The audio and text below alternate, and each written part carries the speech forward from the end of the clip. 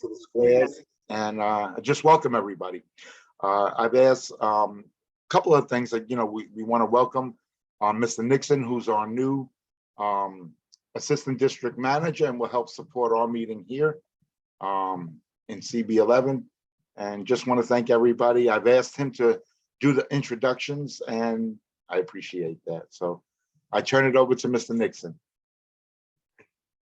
Hi, good evening, everybody. It's a pleasure to be working with you all moving forward. So basically, starting off with the ground rules, no one may speak until granted the floor or recognized by the chair. CB11 members, if you have a question about board business or wish to make a motion, please raise your hand through the Zoom function.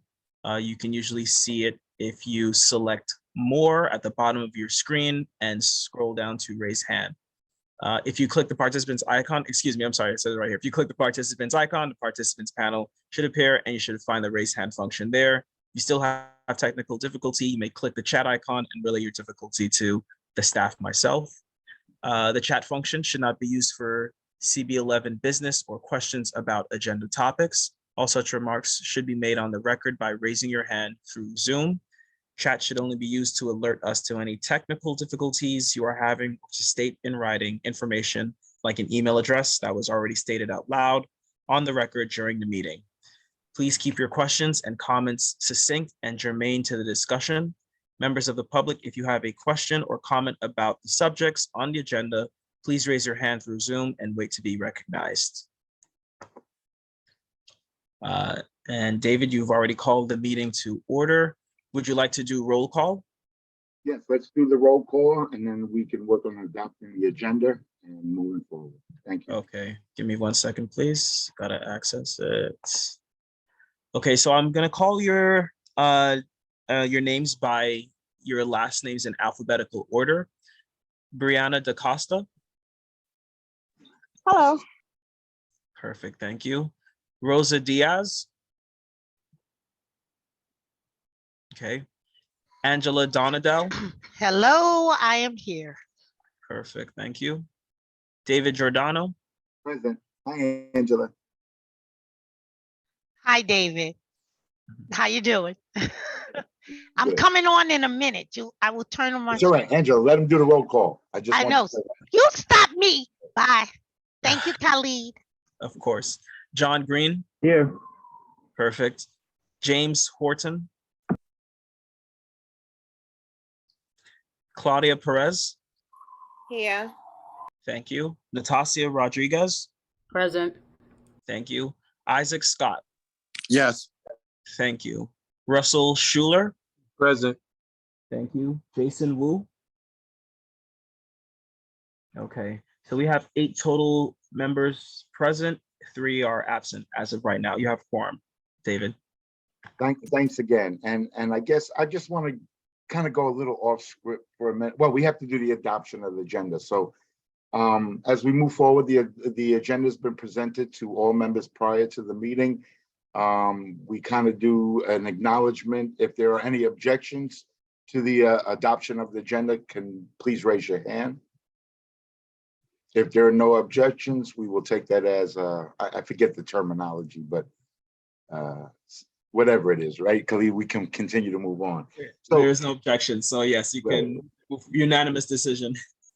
So again, I want to just welcome all the new members that have joined the committee. We've been a really strong committee over the last few years, and I think we've done such great work. And one of the things I must apologize for, this meeting I usually have our mission statement, and I forgot to ask Mr. Nixon to have that, because I look for mine, and apparently Carly, who was our previous support in the board, must have sent it to me and I may have deleted it. So I need to get an updated copy of our last one, which I'm not sure you can find. But I always think it's important as we begin with new members to take a moment to ground ourselves and say, what is our mission and vision for this committee? And what is the work that we will continue to do? So at the next meeting, we will have that for you. But this is where I want to go off script for a little minute before we get to our informational updates. And that's just, we all had choices to join different committees as part of being a member in community board. And I'm just interested in very quickly in a 6-word memoir, if it goes that far, But, what led you to join this committee? What's your passion with kids? And I'll start with mine. Committed to improving the lives of children and adults as well. So that's why I'm here. This is why I've been here. This is why I've committed to this community board since I think 2009, 2008. I think eventually I will have to term out. So I have two major goals before I ask everybody to also contribute. One is to really develop and further develop the youth and create a forum and task force or council, youth council, which we sent you a draft that we worked on early, and we'll talk about that later in the agenda, is to really create that space for youth to have space within Community Board 11, within the Youth and Education, to lend them each voice. And then the other is, if I do have to term out and leave the board for a year or 2 years, how have I prepared the next person or the next young people to take over? And I don't mean young necessarily as young. I'm 60 this year, so I think I'm at a different plateau now, and I'm enjoying this new, older, wiser age that I've just entered into. So what's people's passions? Why are we here in youth and education? Most people we know want economic development, land use, and certain other things. But why are we here? And I guess I'll start, since she always never has nothing not to say, Angela. So, and then Angela, after you say yours, pass it on to somebody else, and we will continue till we have everybody. So I find it, hello, everybody, and I hope everyone had an enjoyable summer. I am committed to the community of East Harlem in all capacities. So I have to agree with you, and I definitively want to make sure that the children of our community have the things that they need to become their best selves.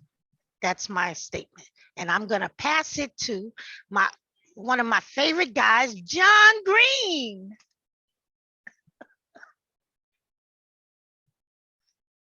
John? Thank you, Angela. I didn't know I was here. See, thank you. I like that. Good evening, everybody. John Green here. I hope everyone had a great summer. Reason why I'm here, being a former kid myself, the thing is that we all were, but I just decided to say that. The thing is that I just feel that young people need to have opportunity, options, and access. And the thing is that that's why I'm here, because everybody should have all the tools they require to be successful in life. And now I will pass it on to Natasha Rodriguez. All right, hello. My name is Natasha Rodriguez. And reason why I'm here is I joined the board when I was about to be 17. So obviously I was still very much like I was a youth in the community. So I wanted to be on this board. And I am now in college, and I still want to, even though like I want to still be able to connect back to my community and help the youth in my community. So, yeah. I'm going to pass it over to Rev Scott. Thank you. Khalid, it's a pleasure to meet you, my brother, virtually. Why am I here? I'm here because I wish that I had gotten more support as a youth myself. So I want to be a part of the change for our next generation of young people, so that they have the resources they need to be successful, and they don't have to navigate a criminal justice system before they, are able to receive, the correct amount of resources. So in a nutshell, that's why I'm here. Thank you. Passing it to who? Just very quickly, Mr. Nixon, can you add Calaris to one of the screens? Calaris Salas Ramirez. Can you say that again for me, please? Yes, Calaris Salas Ramirez is in the, I guess not as a panelist. She should be raised to a panelist. Besides being an active member in the community, a parent in the community, she also works for our borough president's office and has been a CEC member with us, and she often will give updates as well in this space. Sorry Understood. about that. So, Understood. They have been promoted to panelists. yeah, thank you. That's the terminology. Promoted. Okay, so Uh, Scott, who are you picking to go next? I'm sorry for interrupting. How about Russell? Mr. Schuler. I'm a long-term, lifelong Harlemite, long-term commitment to education. And I think it's most appropriate that I continue my service on this committee. If you don't mind, I really want to highlight one thing Russell said, and that this is the youth in education. And while many of us, and my passion is definitely youth, let's not remember that education is from youth to seniors and everything in between. So that is also part of one of the missions within this committee. And again, that's why I like having the mission present. Sorry, Russ, don't mean to rub. Go ahead. I'm done. I don't know who to pass it on to. I So leave that we have to the assistant district manager. Yeah, you part of this too. We want to know your. All right, good evening, everybody. My name is Khalid Nixon.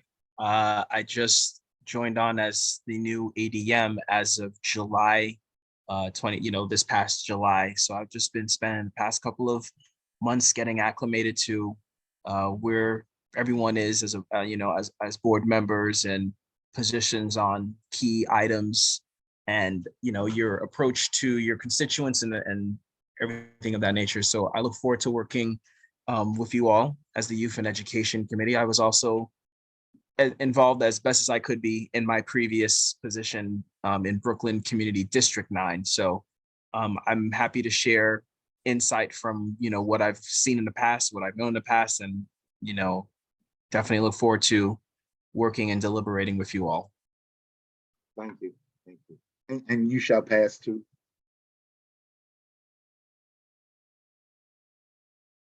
Who are you passing to? I'm sorry, I'll be passing it to, let's see, let me pull the participants. So Claudia hasn't gone, Brianna hasn't gone, Rosa's now here, she hasn't gone, and we're definitely going to get Calaris and Miss Okay. Irvin as well. And Okay, so I call Brianna DaCosta. She has not gone. She can definitely go. Hi, thank you. I'd like to say I'm a youth and I'm also in the educational system in Harlem. So that obviously gives me a nice interest in the community board. But I would like to say I have been a youth organizer for the past 5 years. And I would say the reason why I'm here is to allow the expansion of resources and the knowledge to be more widespread, because I feel like that is a problem with government programs, besides the really popular ones like STAT and like housing. There's not a lot of talk about our educational rights or like work programs funded through the city, and they end up unused and then they end up underfunded. And I pass it to Rosa. I think you said haven't went yet. yes. Hi, Rosa. How are you? So Rosa, we just asked everybody their passion around becoming a member of the Youth and Education Committee. Thank you so much, David. This is Rosa Diaz. Well, my passion for youth and education, of course, the first thing that comes into my mind is my 3 kids. I have been my kids' advocate, my sister's advocate, and every single kid in District 4 advocates too. I am also part of the Manhattan High School President's Council member. Well, now as of yesterday, I am co-president. So I have 121 high schools to advocate for, adding to my list. I'm also the PA president and CEC4 president, and would love everyone to join, especially our youth. We have to educate our youth because they are our future. I always said that they are our future, and we educate them to know their rights, to have more knowledge on what they need, like more resources and stuff like that. We can, support them, support the parents, support the household. I will provide my information in the chat too. Thank you. So Rosa, you have to pass it on to somebody that hasn't gone. And Ooh, I, okay. so I'll just pass it on just because. Claudia Perez. Claudia, yes, thank you. Hi, Claudia. Hi, everybody. It's a pleasure to be here. Well, I would say my passion, like the previous member said, is I'm a mother of 5. I just had a baby 2.5 weeks ago. I'm all my kids are different age ranges. So I've experienced, I've been their biggest advocate in school. I also have a functioning youth council here in my NYCHA development. I am also a DYCD CAB and NAB member. I've been on that board for over 5 years now. And within that time, I've been able to do the needs assessment with collaboration with the rest of the team. We've been able to bring funding to East Harlem for resources that are needed, not, as you said, not just for youth, but for also seniors and the other demographic. One of the major reasons why I choose to be on the community board, I always thought it was a conflict of interest. But when I found out that I would be able to join the community board and still be on DYCD community board, I jumped at the opportunity because I feel that, there's a disconnect in the services. And I would like to be that connecting resource to the children in the community, as well as give them the educational components that is needed. Thank you. Thank you, Claudia. And just so you know, I run 4 DYCD programs at a PS 72 and through the East Harlem Center in East Harlem, working with Children's Aid. So I definitely want to pluck your brain through community space, but also through DYCD space as well. So thank you for joining us as well. I will go to Miss Irving from CEC 5, our representative from CEC 5. Welcome. And what's your passion? Hello, Aisha Irvin, CC5, year 12 there, PTA president at my son's school, Teachers College Community School, a former teacher in District 5. So I'm really passionate about, sorry, I'm outside. I'm really passionate about the children and helping the families. When I was a teacher, I was able to do it like 25 students at a time. Now I feel like I can help my whole district. So, and I'm always about community. So Harlem is a big community and I would love to, reach out. Our districts intersect. We know each other. I would love to work with y'all and y'all work with us and we make our, make our communities better. So that's what I'm doing. Absolutely. Thank you. And we'll look forward to, I don't know if they told you, y'all are on there as part of CEC, so we include you as well.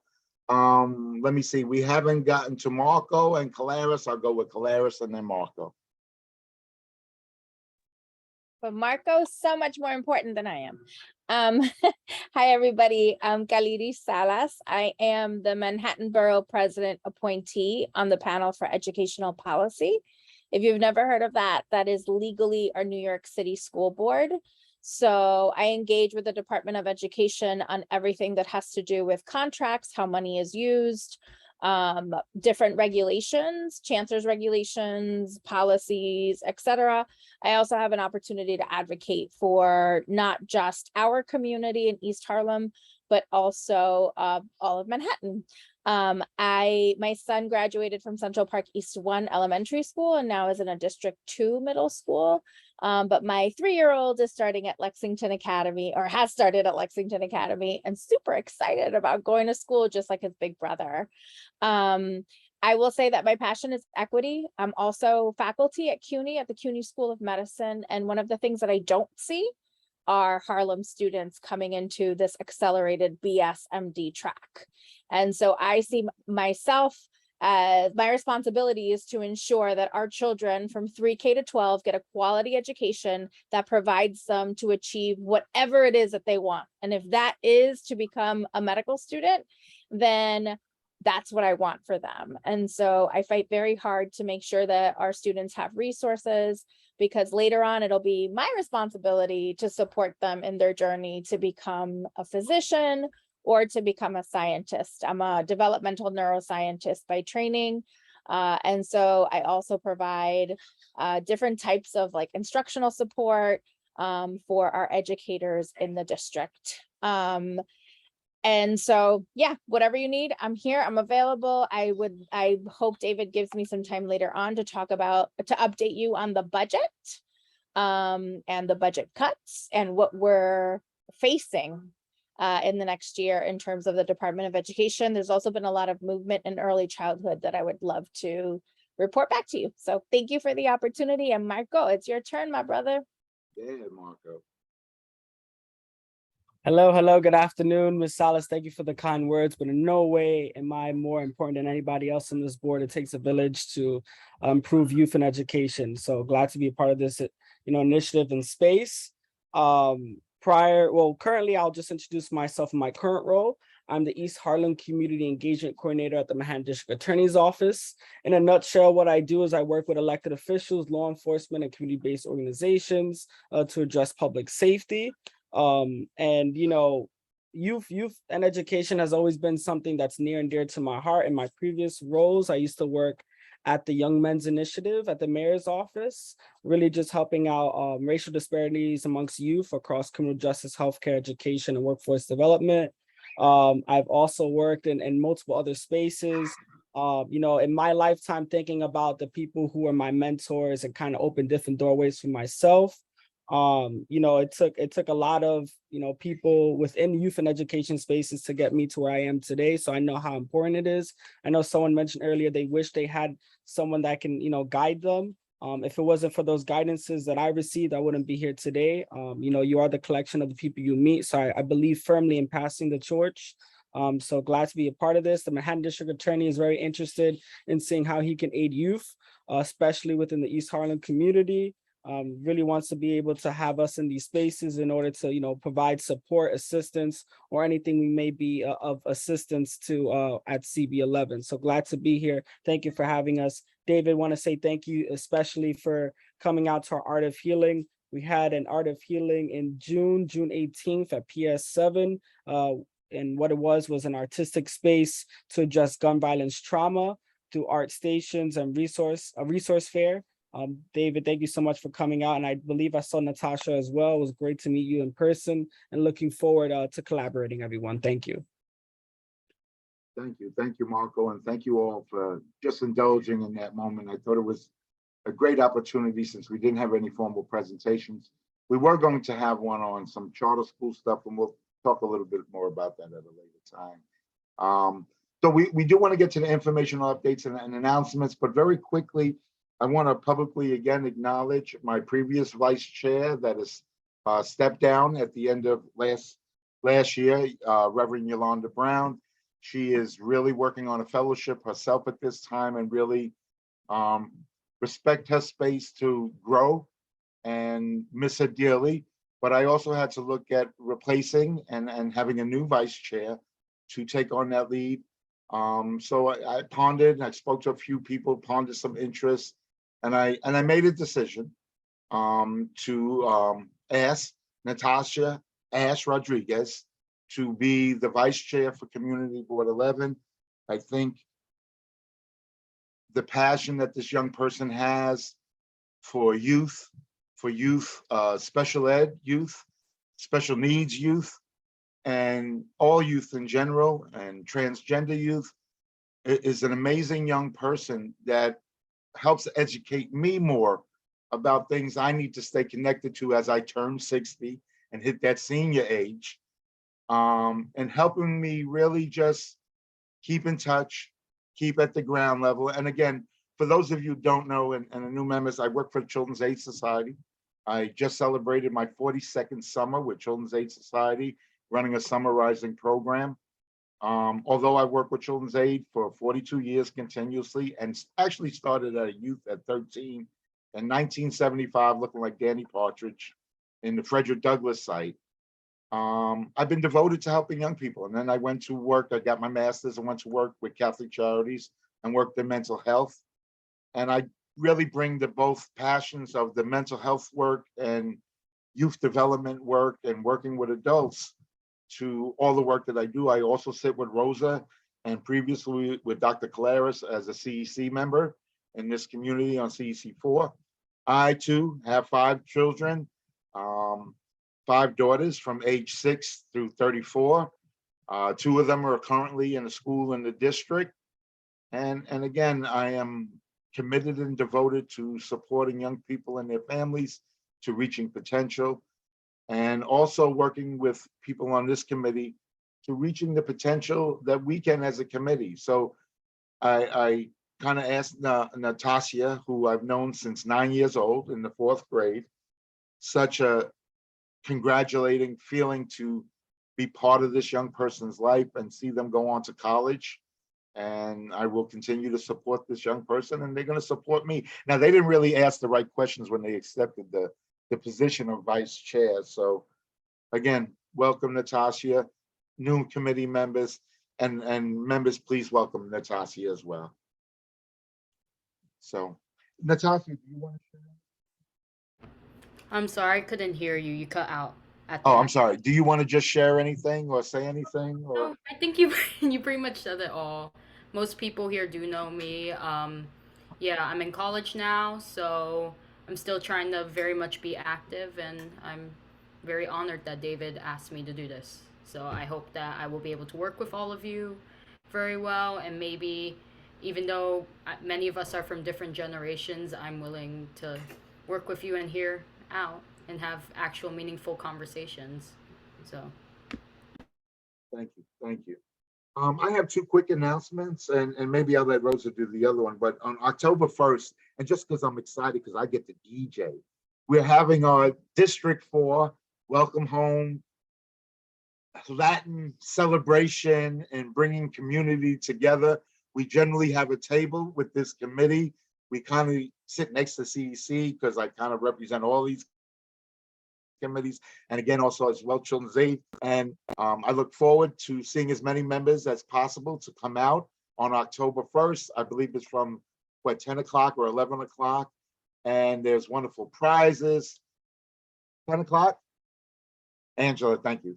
And please come out. You'll get to meet our principals, our wonderful superintendent who's usually here, and we miss her tonight as well. So I will now go on to do informational updates, and Calaris will add you as a standing agenda item from now on going forward. You'll be item number E, our borough president representation and those things. So if we can, since we don't have DOE here tonight, we'll just continue.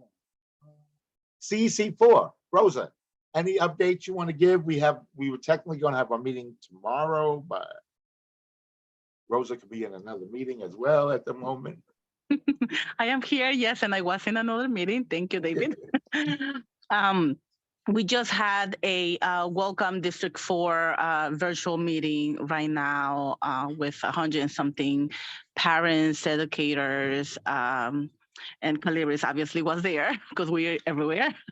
And we were welcoming our former parents and our new parents and providing all the information and all our contacts, emails, cell phone numbers for the parents to know to get the right contact, because that's what we want. We want to be able to help them. Yes, we were supposed to have our meeting, tomorrow, but so much going on between waiting for the governor to make another extension. But we voted, the CEC voted on rescheduling the meeting for September 28th in person. We'll have a Zoom option for the members that are not going to be able to make it. We'll have that. We'll create that. And also, like David announced already, we're going to have a welcome back event, a big event on October 1st. This will be bigger events because every year we make it bigger and bigger. And we're going to have the mayor, we're going to have the chancellor, we're going to have elected officials, yes, Calaris. And we're going to have a lot more. We're going to have a lot of raffles. We're going to have a lot of goodies, book bags with a lot of supplies. We're going to have iPads to raffle it's big, and one of our new sponsors, which is JetBlue, is giving us I believe 4 round trips. Yeah, 4 round trips. I work with that with Union Settlement. Isabel Abreu, thanks to her, that she connected us. We were able to do that. We're also going to have a Hispanic Heritage on October 14. I believe Nancy's going to send a flyer soon. Let me see. We have a lot of events coming on. They don't come to my head right now, but please email me. I will more than happy to forward all Nancy's emails to you, have you, added to the list serve so you can get all her 1,000 emails per day. That would be amazing too. I think that's it for me. Thank you, Rosa. And I'll just add this.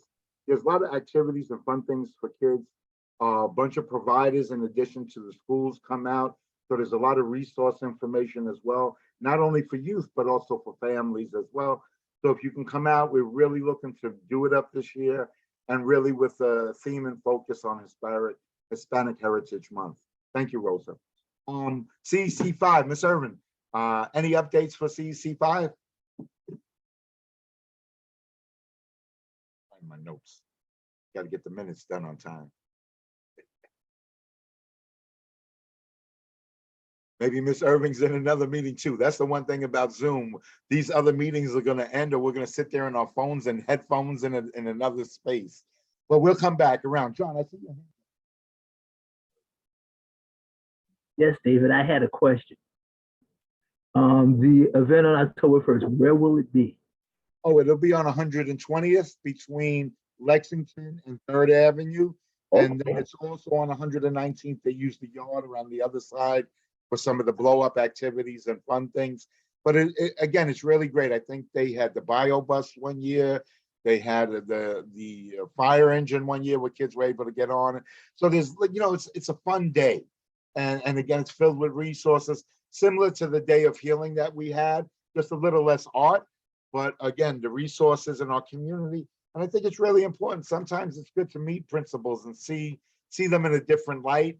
And, you may have that early childhood kid you're looking for a school to go to, and maybe we can help you identify one of those as well. So please come out and join us, not just the members here, but also to the public that are joining us. So we will now move to our district attorney, not our district, but our district attorney representative, Marco Perez.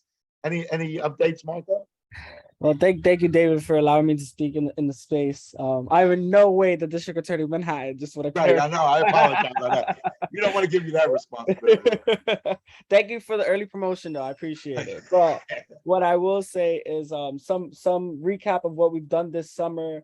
We've attended a couple of events. One, as you know, was the Art of Healing at PS7, which I prefaced earlier. The community had a genuine positive feedback about the event. We're trying to make more installations of that event. We think that artistic expression is a way to heal trauma across the different types of subsections of trauma, and really just giving youth a outlet and space to kind of, address how they feel in a creative way.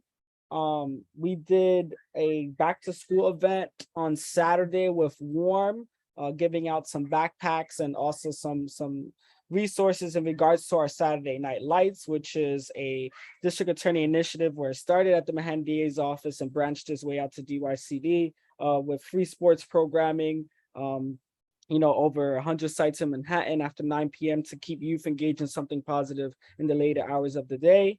Other events we've done this summer, we had a gun buyback.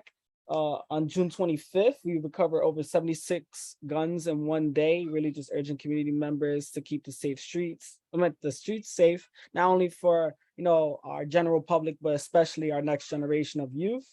We also did a Seniors Appreciation Day with State Senator Cordell Clear's office during Harlem Week, really just trying to educate the senior community, the ideas and the ways that they possibly may be scammed, and what are the preventive measures they can be taken in order to avoid either credit card scams, knock scams, or phone call scams. Last and certainly definitely not least, we had the National Night Out. The Manhattan District Attorney was able to visit multiple precincts, really just having a presence in Manhattan, really just, exchanging resources with the community and ways on how to increase public safety. That's the end of my report. I'm open to any questions, and I look forward to collaborating with you all. And Rosa, thank you for attending the Art of Healing as well. Marco, thank you much. And also last year, Marco helped bring to Lexington Academy, where I work, PS 72, with our middle schools, and we did a program around teen dating violence and those things. So we look forward to those programs again, being able to take advantage of them for our youth, and I appreciate all that support. Angela, I see your hand up. You have a question, Angela? Point of information, I just received a text from Pilar Wilkins, who is the Dean of the Renaissance School, and she would like to be upgraded because she would like to speak about a food distribution that is happening in, I think, tomorrow, based on this text, but she could clarify. Okay, after we finish the informational update, Okay. we, Mr. Nixon, if you can do that, and we can then allow it to make the announcement about the food. Thank you. Thank you, Angela. This is, again, why we have these resources and spaces so great.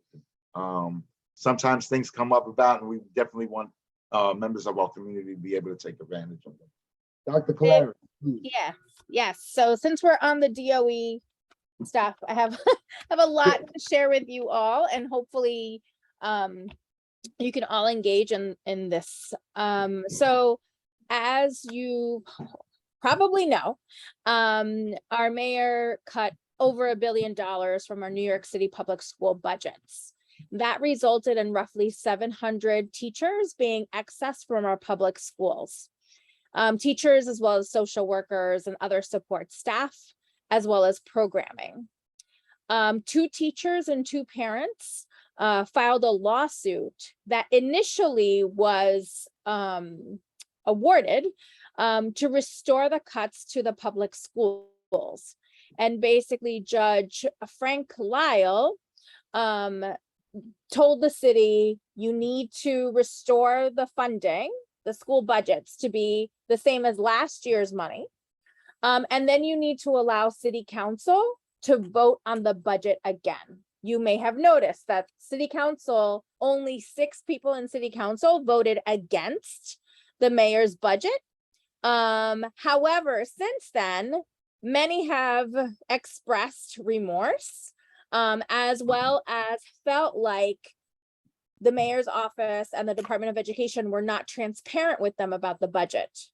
Now, I will say, as a member of the panel for educational policy, the budget is supposed to come to us first, and we're supposed to vote on it before city council votes.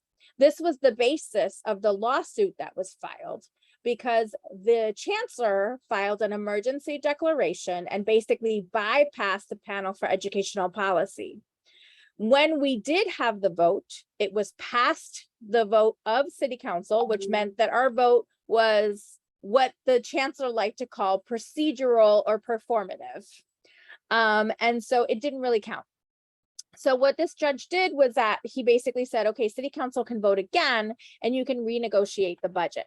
However, the city council charter states that they cannot just do the vote and have things happen, because New York City public schools are under mayoral control.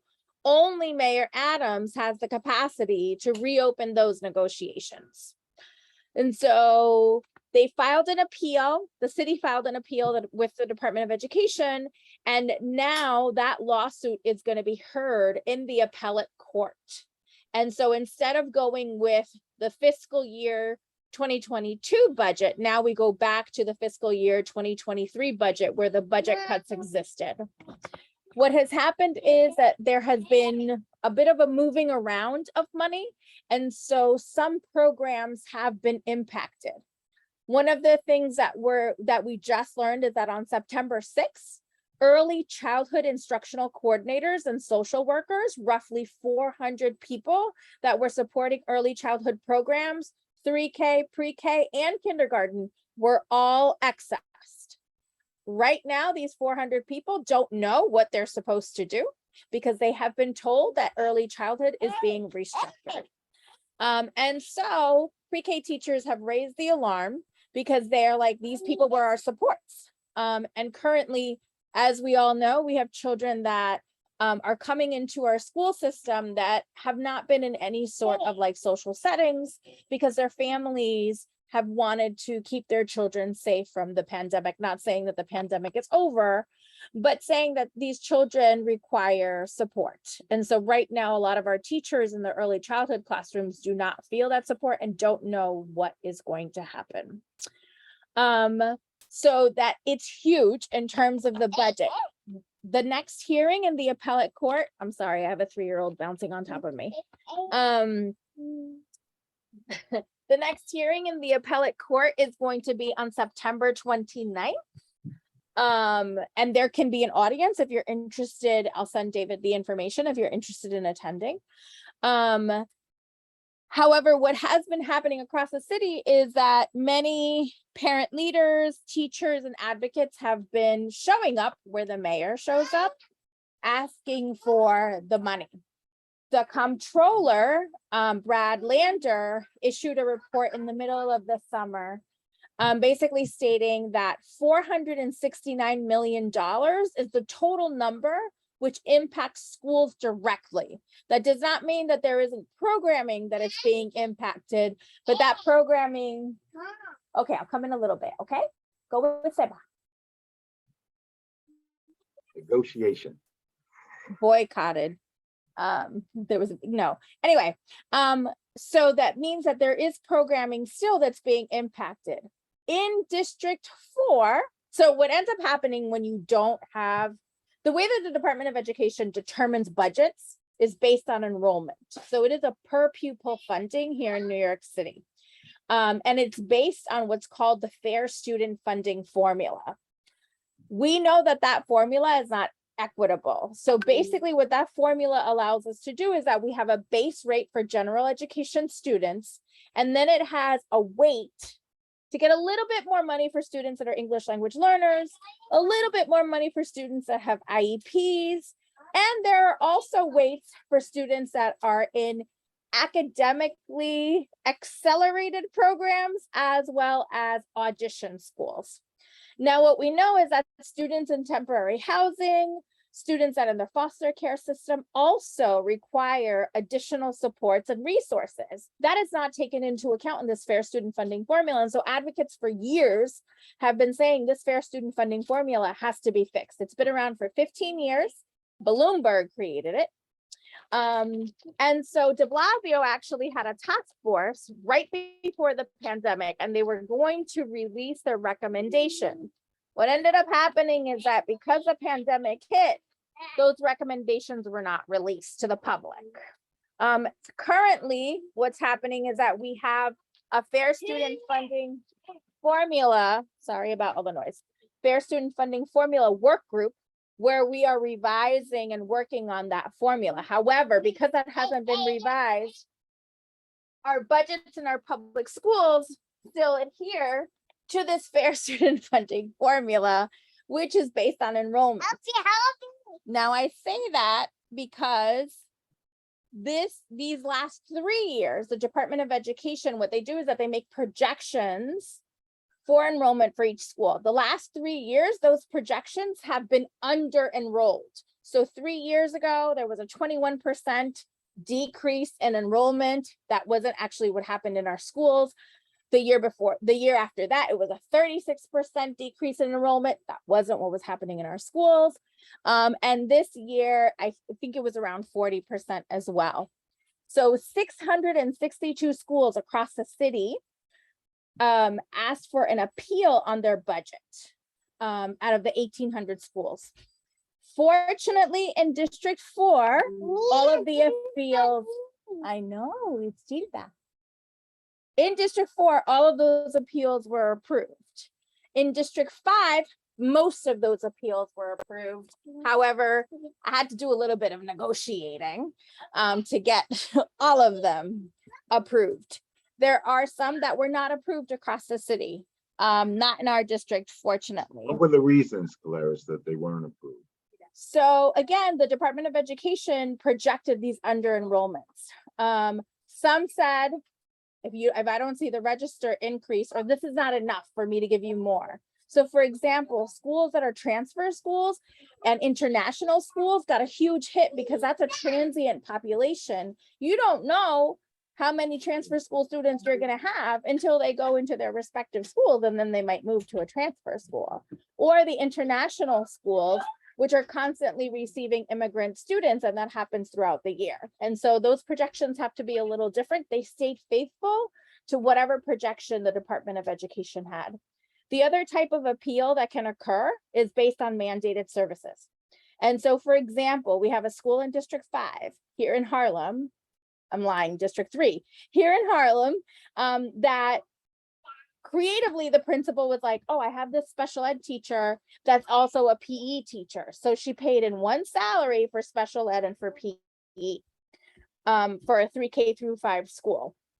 This person ended up leaving. So now she needs to fill those two positions. Of course, the priority is a special ed teacher. However, because she has 3K students, all elementary school students, they're required to have physical education for gross motor skills. Yeah, right. And so she filed an appeal to get the PE teacher to come to the school, and she ended up getting it, etc. So those are the types of ways that you can negotiate these budgets, but they went by one by one, and it took weeks. Like I'm telling you, schools that filed appeals didn't have confirmation for these budgets till a week or two before school started. And that's a huge hit for school communities that are trying to prepare for diverse students. We had schools in District 4 that had projections of an extra 20, 30. I think TAG had an extra 50 students that they were expecting in the fall, and they still didn't have their budgets approved. So it creates a destabilization for the school community because they don't know how they're going to fund teachers in classrooms, which result in larger class sizes, which is another thing. So this mayor did not want the class size bill to be signed because, again, we're per pupil. So the more kids we have in a classroom, the more money we get. And if the class size bill was signed, then that meant we had to figure out how we were going to teach these children when that money wasn't there per pupil, which means we have to amend the fair student funding formula, which means we have to do something that's a little bit more equitable. And that just doesn't seem to align with this administration. Anyway, I digress. Kathy Hochul did sign the class size bill. She signed it 3 days ago. It will start being implemented in the fall. I will say people, including the mayor, have been spreading misinformation. The class size bill comes with funding. Senator Lieu and Senator Robert Jackson were the ones that drafted this bill. It comes with money so that we're able to do a phase in 5 years. So by September of 2028, for example, kindergarten classrooms are capped at 20 students. Which again, scientifically has been proven to be what provides the best environment for students. So that's something exciting that we should be celebrating. District 4 actually has one of the best numbers in terms of class size. There are some schools that do have large class size, but there are others that actually have pretty good numbers and are able to support students. So we can continue to work on that. Budget. So if we don't get this money back, that's a problem. But the biggest problem is that as of yesterday, Mayor Adams has asked all city agencies to cut 8% of their budget. So this means that we're going to see less and less money going to education for next year. That doesn't have to be the case. We do have stimulus funding. So according to Brad Lander, there's still a $7 billion pot that we can take for that was meant for education. They still haven't spent $4.4 billion from last year. And so the city has money to not just restore the $469 million, but also to implement a plan moving forward in terms of how we're going to use that money, because we're going to get less. We are expected to get more extra federal stimulus money for next fall, but it's only going to be a quarter of what we got 2 years ago. So there's going to be some numbers changing, but we shouldn't see as drastic changes if the mayor actually gives us the money that we need, in addition to having the money for the class size bill, in addition to having this federal stimulus funding. So I'll stop there in case anybody has any questions.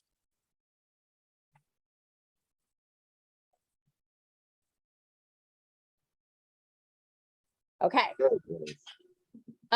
So the So again, Angela got a question and Brianna has a question. So Angela, you saw your hand first?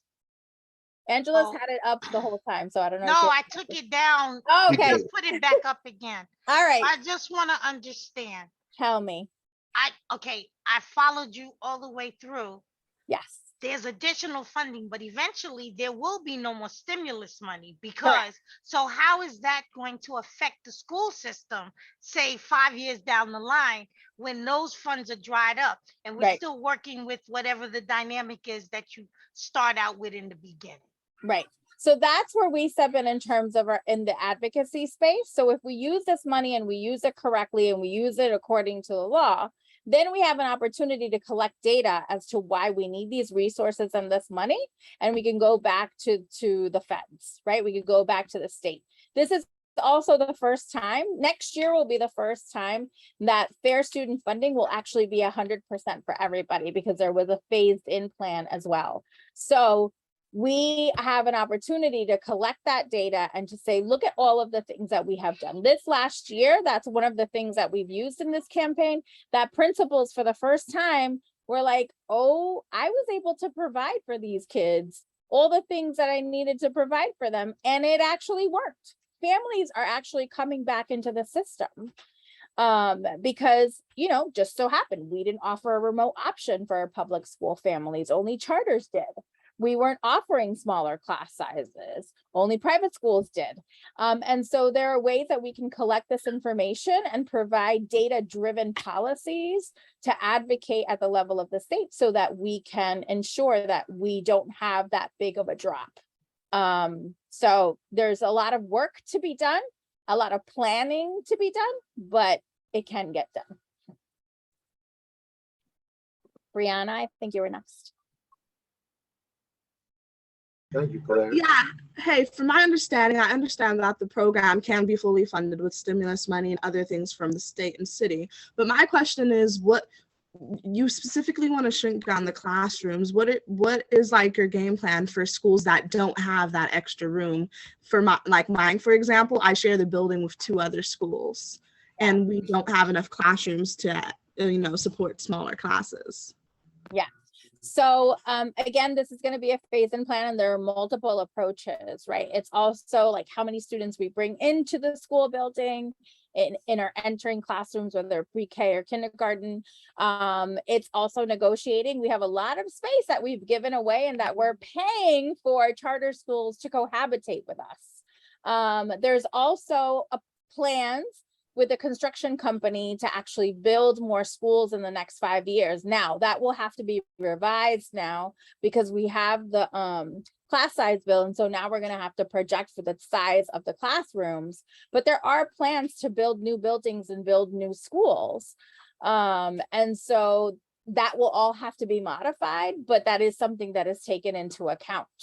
So, so we'll be looking forward to seeing what the city is going to propose.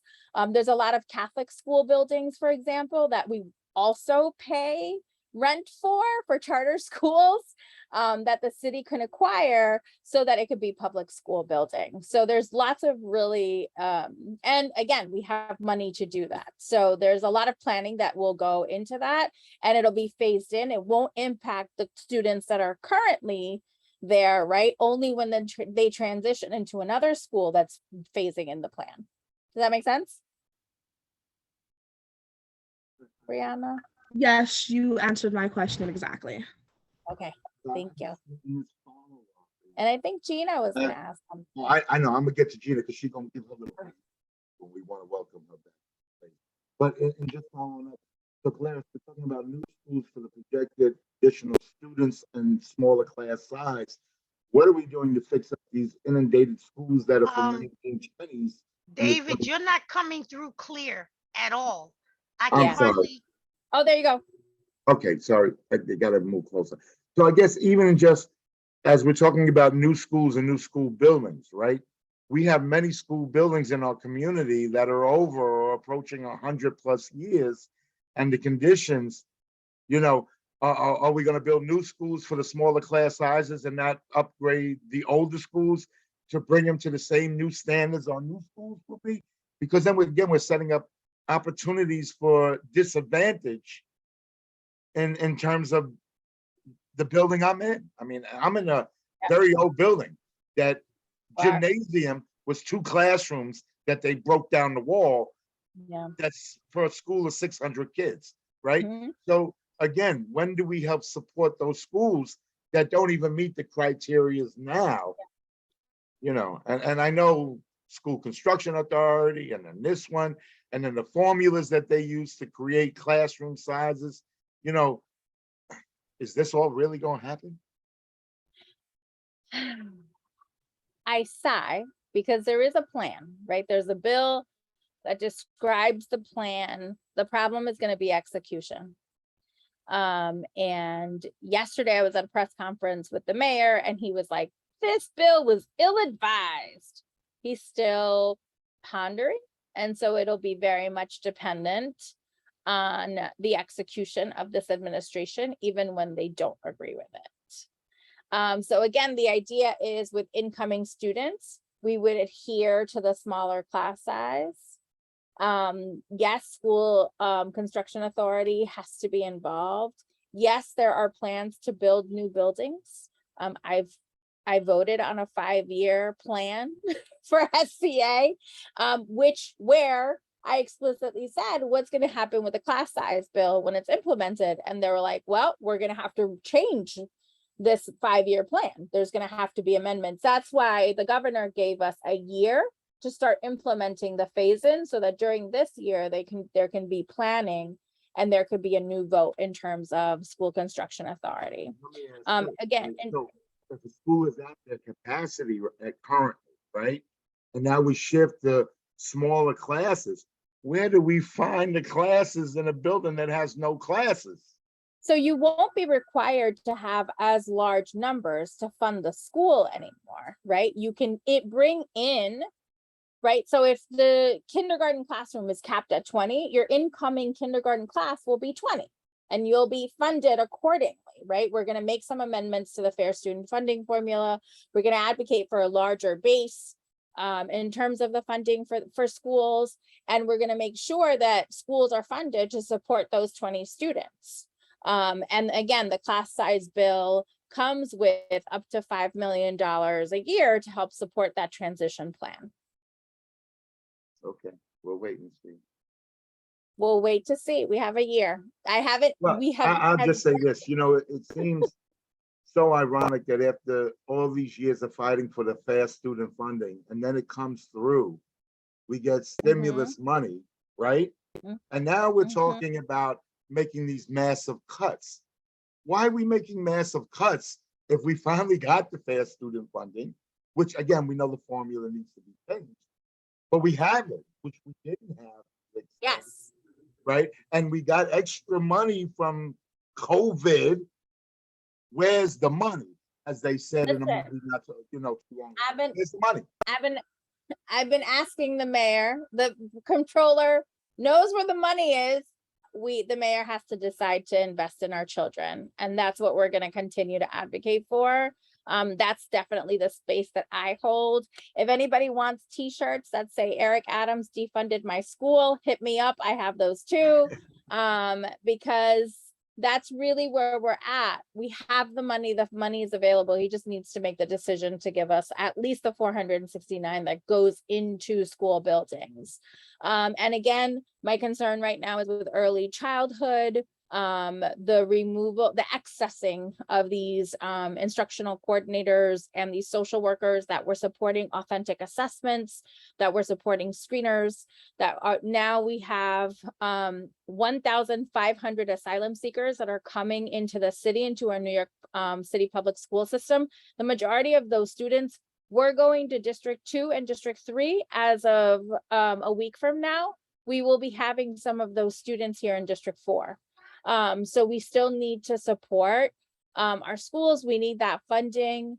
The people that they have engaging with the asylum seekers are folks from enrollment, and the leader of this project was like, we're going to talk to parents about instructional models. And I'm like, these people don't know what you mean when you say that. Like, what are you talking about? Like, who is really going to engage with folks?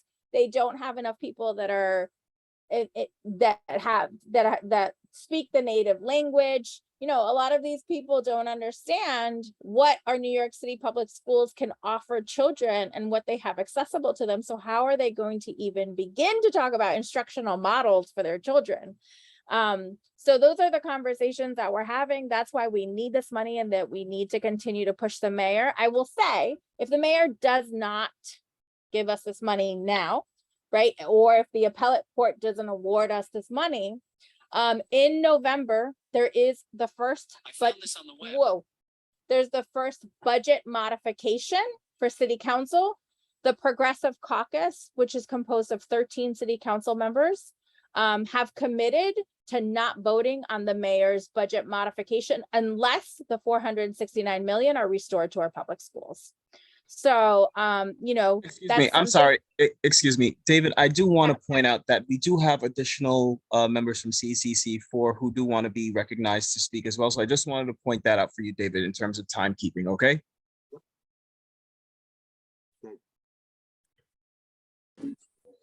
Hi, Clarice, are you finished, sweetie?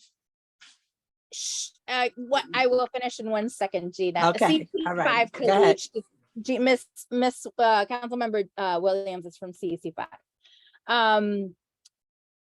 So this budget modification is something incredibly important that, again, we as community members can really advocate for through Diana Ayala's office, who's our deputy speaker, to also hold the mayor accountable. Diana did ultimately, again, sign several letters, and city council unanimously passed the resolution to ask the mayor to restore the $469 million.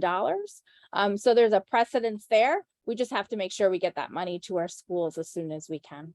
So yeah, I'll end there. I'll drop my email and my cell phone in the chat if you want to know more information about this. Oh, I should also add that we also had a letter with 150 faith leaders, including several from East and West Harlem. One of them actually spoke at an action that we had on Wednesday. So our religious leaders are also, and faith leaders are also asking for the mayor to restore these $469 million to our public schools as his moral responsibility to our children, to again invest in our schools. So I can send you all of that, whatever you need. Thank you. Thank you, Dr. Polaris. And Ms. Williams, thank you for joining in our space. Thank you for rejoining us. The floor is yours. Thank you. Thank you very much. So, Polaris, you said a lot, and a lot of it I can definitely agree with, but some I'm going to have to interject with some positivity. The reason for this is because class size matters has been on the floor for almost 60 years.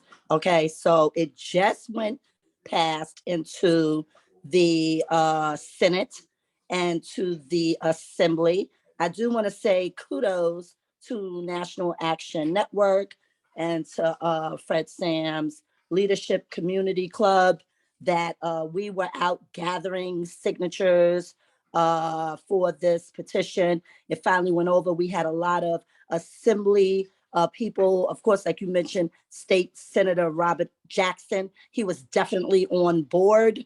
Assemblywoman Inez Dinkins, Cordell Clear. I could go on and on. But what I do want to say is this.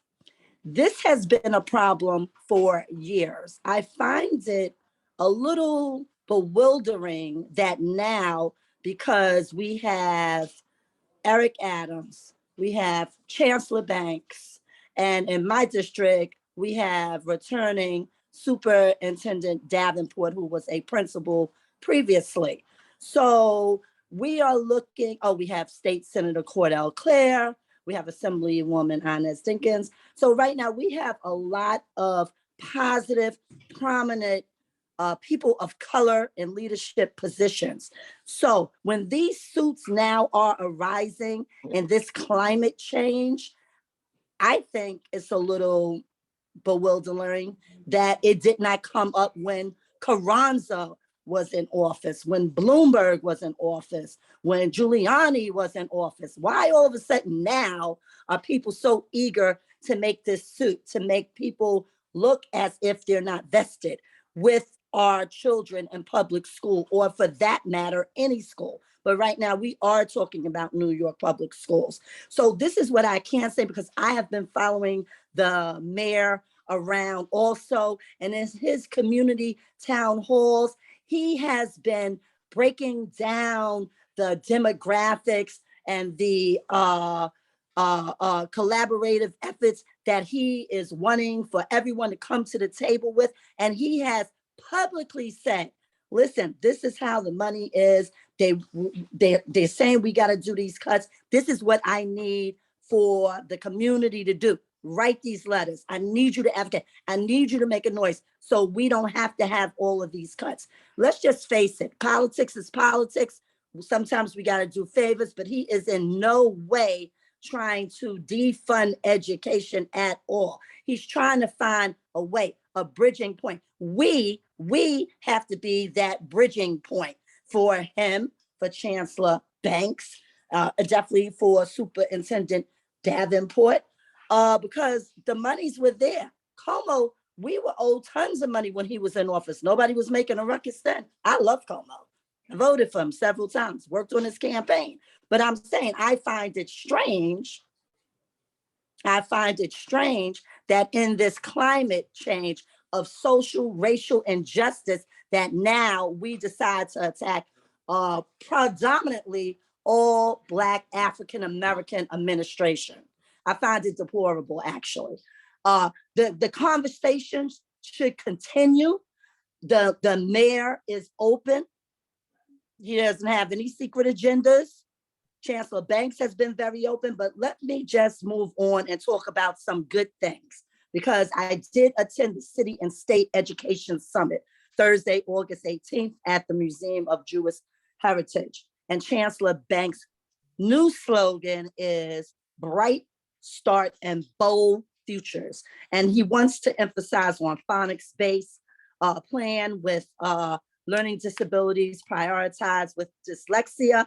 He also is having the development of an advisory literacy council focused on reading proficiency and cultural responsible curriculum. So as Chancellor Banks was referencing, that the student pathway to economic securities for high school students with career-connected 21st century learning workforce skills and technical trade, having students have paid internships. And this is how we invest in our children. We invest in our communities, because let's just face it, college might not be for everyone. We all know that. But the most important thing that he said that touched me was all schools must have a real purpose for students. Students should not just be going to school and it's just so boring. They don't know what they're there for, because no one is having dialogues with students. Because why? I don't know why. But we need to get better at what we're doing. Zoom has taken a lot from the connectivity of learning with students. Let's just face it.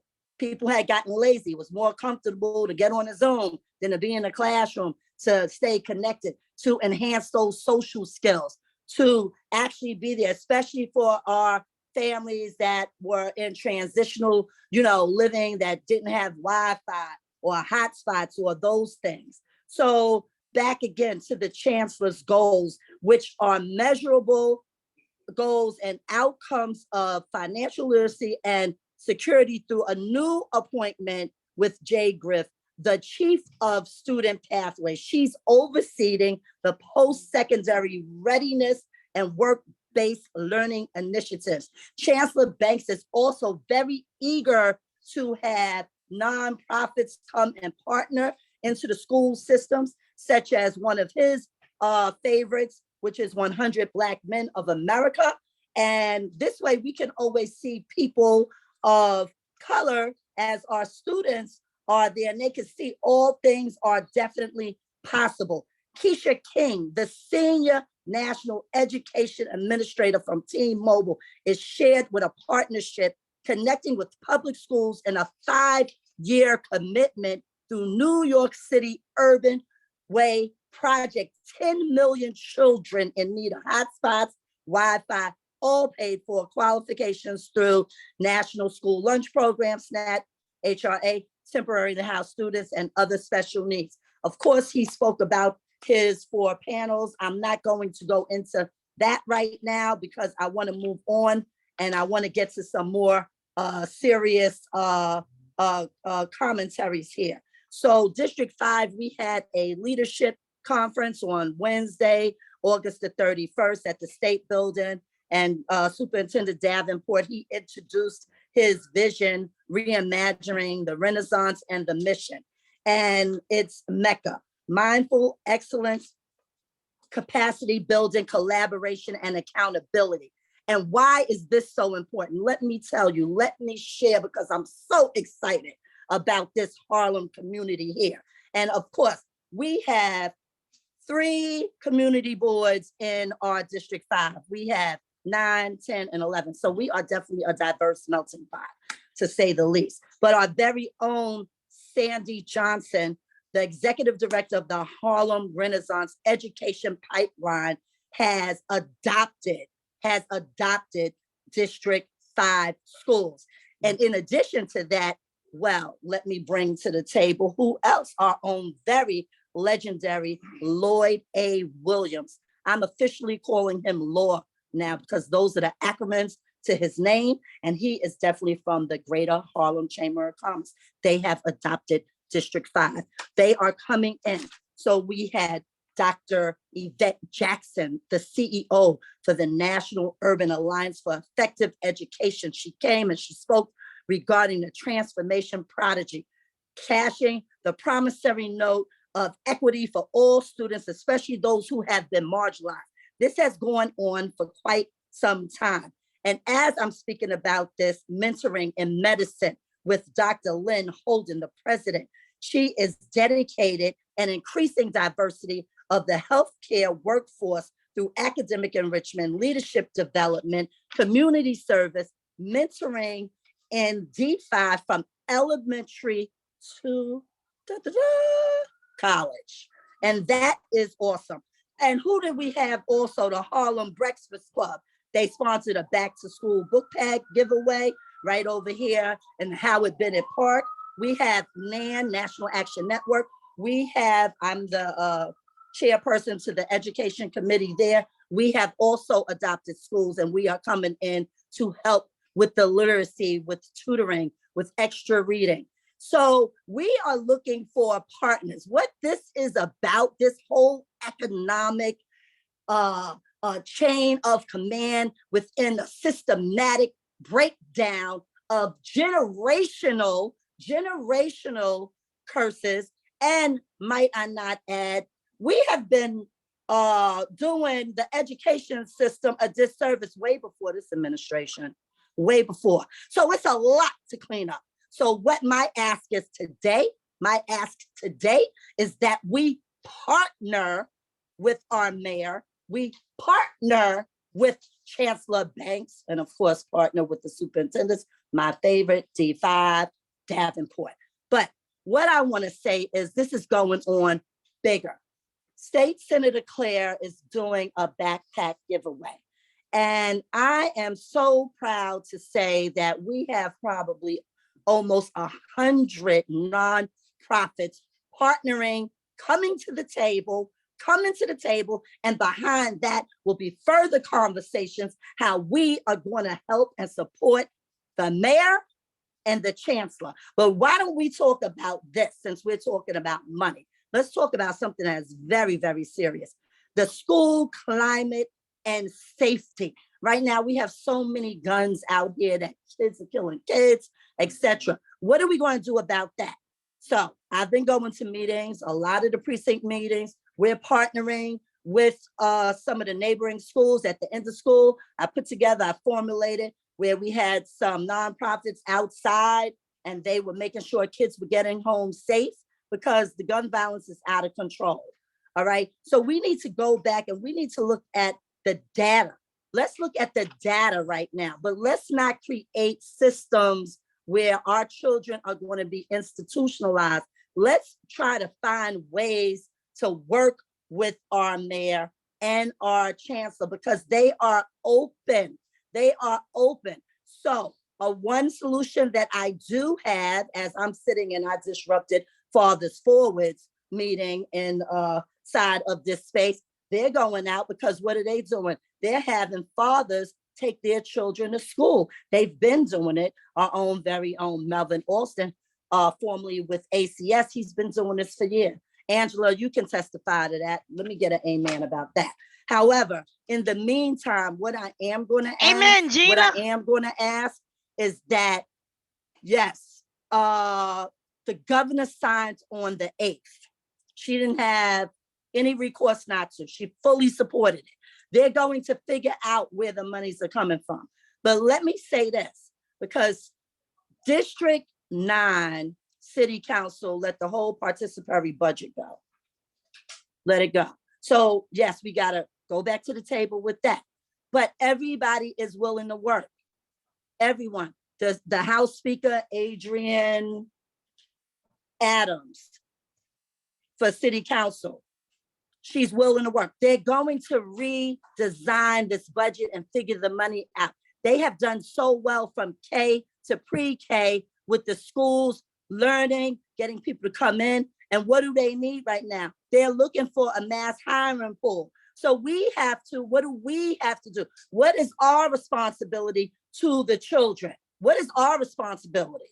Our responsibility is to assist willingly. And let's get these nonprofits and get all these agencies together who can at least one apply for a position with the New York City Public School, because we need to take DOE out of that caption talk because it sounds so institutionalized.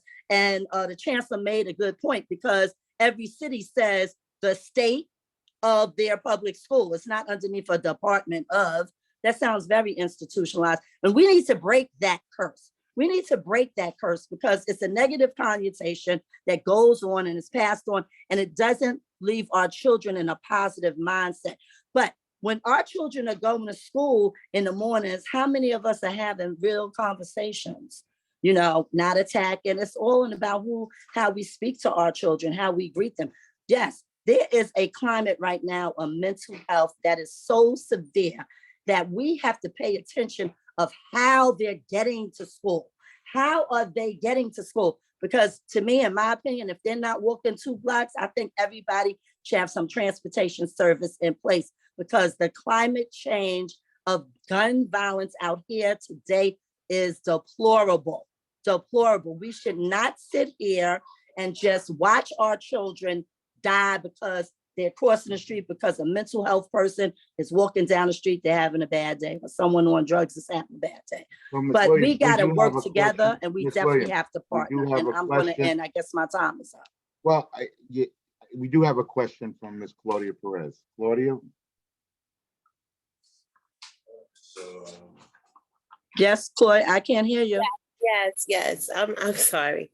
I get everything you're saying, and I really appreciate like this meeting in its totality for it to be like my first time. This is a lot to digest, and I'm getting to know and see everybody, and it's good to see all the fire and the personalities here. This is amazing. So I just wanted to say that. But one of the things, right, especially in our Harlem community, are we looking at the demographic that has a great need? Because it's okay to hit the kids and get all the programming for the children, but the educational component, if you look at the statistics, right, the average person who needs a GED are the ages of 26 and older. So most of the programs, they stop So when you're with these partners, are there any partners that deal with the adult component of it all? Because if Yes, we're helping the children, we have to help the household. And if the yes, person in the household, because as a parent, and I'm gonna speak from that perspective, as a parent, I come across a lot of parents who don't have more than a third grade reading level. So a lot of the papers that are coming home, they're just signing because they know where to sign, but they don't know what they're signing. So a lot of people need their high school diplomas. They need to learn not only English, but they also need that educational component. So definitely. I all of agree that with you. is great, but I want to hear more about what all of this partnering, and that's key to what you said. You have to partner. In order to make change, you have to be at the table. You can't just shut people off. So a conversation has to always be open with that dialogue. But Yes. I do want to say, Claudia, I'm sorry for cutting you off, but I do want to say this. Most of these programs that are here in D5 do have adult literacy, and they are working with adults. And that's another one of the programs that we will be doing at National Action Network, as well as the other partnering community organizations. But what I do want to say is this, and I agree with you about the literacy rate being low with adults. However, we have, and this is why I'm saying this, we have dropped the ball a long time ago because people were not diagnosed. They were not diagnosed because half of the people have had learning disabilities and they went undiagnosed. Most of it was probably dyslexia. And this is why now we have had so many people in the correctional institution, because there's no such thing as a bad kid. Let's just start there. There's no such thing as a bad kid. Usually when a child is all over the place and they can't function and it's because they don't understand. But our educators, when are they going to be accountable from over all those years just skipping kids through the system and not educating, not making the assessment to say, hey, there's something that I think, because they're qualified to make an assessment, to say, there's something I think that maybe I need to call this child's parent and have a conversation and get them tested because they're not keeping up, or they're fidgeting, or they're twisting their letters around. Because one of the good things that I learned when my daughter was coming up, how we was able to get her from not turning her B to the wrong side to a D, was this. That, see? B, E, and D. So, we got to learn skills, but sometimes parents don't know because they're not paying attention to the signs, or it could also be because it's an unfunctional household. It could be so many antecedents to this. But what I do know is that right now we're going to stop passing the buck. Educators need to educate. And if they need more training, then they need to get trained. And while we are talking about the budget, we need to remember that the independent budget office right now is budgeting with the comprehensive educational plan through the leadership teams, meaning the STLs, the district leadership team, the Title I. So we need to make sure that conversation is being had and that those parents are understanding their responsibilities in collaboration with the principals and the community and the CECs. It's a team process, but what we got to stop doing is doing the blame game, and we got to start getting resources and bringing them to the table so that it works for everyone. And Pillars, as a matter of fact, which is on St. Nicholas Avenue, What I need to do at this they moment, also have Gina, adult literacy. I need us to also move on. Yes. And Can I just add I know, something? first, let me clarify something. Okay. Gladys. Go Part ahead. of the meeting is informational updates, and they're not commentaries, as you said, Gina. Mhm. If we need to have this discussion in full around all these things that develop, this is part of what we work on, our goals to formulate on things to work on during the year. Informational updates have to be limited as we go forward. And we're lucky we don't have presentations tonight, formal ones, to 5 to 7 minutes maximum, because then we're not conducting the rest of the business of the meeting. Gina, I love you being in this space, and you've been here diligently for the last few years, and Clarice as well. But I'm going to ask, when we do our informational updates, that we limit them to 5 minutes with the extension of 7 for questions and answers, because there are a lot of other people. We have Dr. Christie has joined us as well. I have questions from other people. So yes, I think some of these issues, as we discuss what will be our goals as a committee as we go forward, like I put one out there, right? The goal is we're going to develop this youth task force to be an advisory group to this committee. And we want representation from CEC 5. We want representation from Miss Pilar, who's Miss Wilkins, who's been waiting patiently, and I keep shoving you to the back.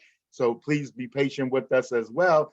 You know, I also want to connect with your youth and group that you're working with and tie this into kids that live through NYCHA and through East Harlem, because we know there are so many intricate pockets of youth. And Ms. Gina, all these, we need to keep adults in kids' lives. So all these partnerships of things, and maybe we should, as we look forward, have a meeting around our partnerships with CBOs, with DOE, and how are they meeting the needs and working with these kids, right? Absolutely. And I believe in working with all of us, but I also do believe that, you know, as we all just said, we need the money to do all these wonderful things that we're asking to be done. And at this point, we don't and cannot afford to lose money in the budgets and bring us backwards, right? Smaller class sizes means we need more teachers. And we know the struggles in some of the hiring in some of the teachers. But,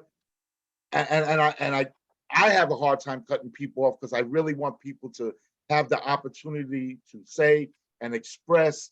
Last year, we started trying to limit the time so that when we do have presentations that are asking for letters of support, that we give that time. I think Ms. Gina and the rest of the committee, we need to look at some of these things that were both raised through Clarice and Gina, and then take a strategic position as a committee, whether we always agree with what we go on or not, but what do we commonly work towards and collaboratively work towards to maximize the funding and efforts for our youth.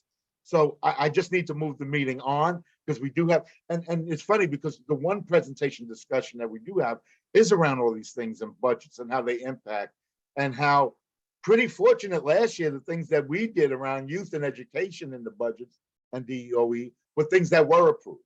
And I want to continue to work and have schools present here once a month about what their needs are. So then when we get the list from the district, that we're more educated and more positioned to make healthy decisions for our youth and those things that we advocate for. So Ms. Williams, I really love your passion tonight, and you know, please continue to join our space. Clarice, I know you had something, but I got to move it on. I will go to my vice chair, Natasha. So if there was, your hand was raised, and then we'll move to Dr. Christie, and then I got to move the agenda on. So, No, it's okay. It was a response to something Gina said, but it's all right. We need to continue. Well, I think what Gina did is really spark some conversation, as well as Clarice, that we need to have, and that we need to make some decisions on how we, as diverse communities that overlap, diverse communities that service a large population of youth and youth in need and youth with special needs and transitional youth and living in homeless shelters. Yes, all these things. And we will solve them, hopefully, and we will solve them together. But we have to limit them so we can concentrate more in depth on those. So Ms. Pilar Wilkins, who's been waiting very patiently, please let us know what's happening tomorrow. So The correct date is Monday, September 19th. Hi, everybody. My name is Pilar Wilkins. I'm the Dean at Renaissance School of the Arts. I love my Harlem community, born and raised in Lakeview houses. So I'm still here on the East Side. I facilitate a food bank every third Monday of the month. And this Monday, September 19th, will be our fourth food bank distribution in conjunction with, again, I'm from Renaissance School of the Arts, in conjunction with PS 155, Harlem Nerds, OSG, the official off-school grounds, and Food Bank for New York City. We are ready to distribute to 300 families. I will be working further with other people in Harlem to make sure that we have more food.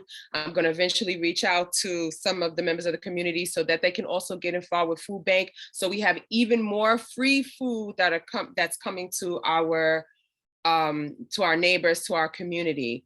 I want to make sure that this one obstacle of hunger is out of the way so that our children can learn best. That's it. Thank you, Ms. Wilkins, and thank you for waiting patiently. You're welcome. Sometimes when we get passionate, and I'm a very passionate person as well when it comes to certain topics, and it really sparks good conversation and good dialogue. So I want to thank everybody for their contribution. We do have our wonderful D4 Best Superintendent. So taking away nothing from Mr. Davenport, we have our very own Dr. Christie here. So Dr. Christie, the floor is yours. And thank you for being in our space today. Thank you, David. Thank you, everyone. It's always a pleasure to be in community. Thank you, Pilar, for always representing RSA and the East Harlem community. I see you everywhere, and I appreciate your advocacy always. And to everyone in this space. And yeah, just grateful to be here. Earlier this evening, we had our welcome back meet and greet. A lot of great things going on in the district. I always say there's something special about each school. I put my email in the chat. If anybody has not received information about their school's welcome back to school event or parent orientation, they can always email me and we can connect you with that information because we want to make sure that our children and families feel welcome and also have access to how to get in contact with their community. And then the other thing I would like to mark on everyone's calendar, October 1st. Saturday, October 1st, David will actually be our MC. It's going to be our welcome back to school event and for the district. And we're also going to kick off Hispanic Heritage Month, which is October 1st as well. We're hoping that all of our schools have a table to really showcase to the community the great schools in D4. Oh, it's your birthday. Yay. We'll be dancing, Angela. You're always welcome. Every day is a celebration of life.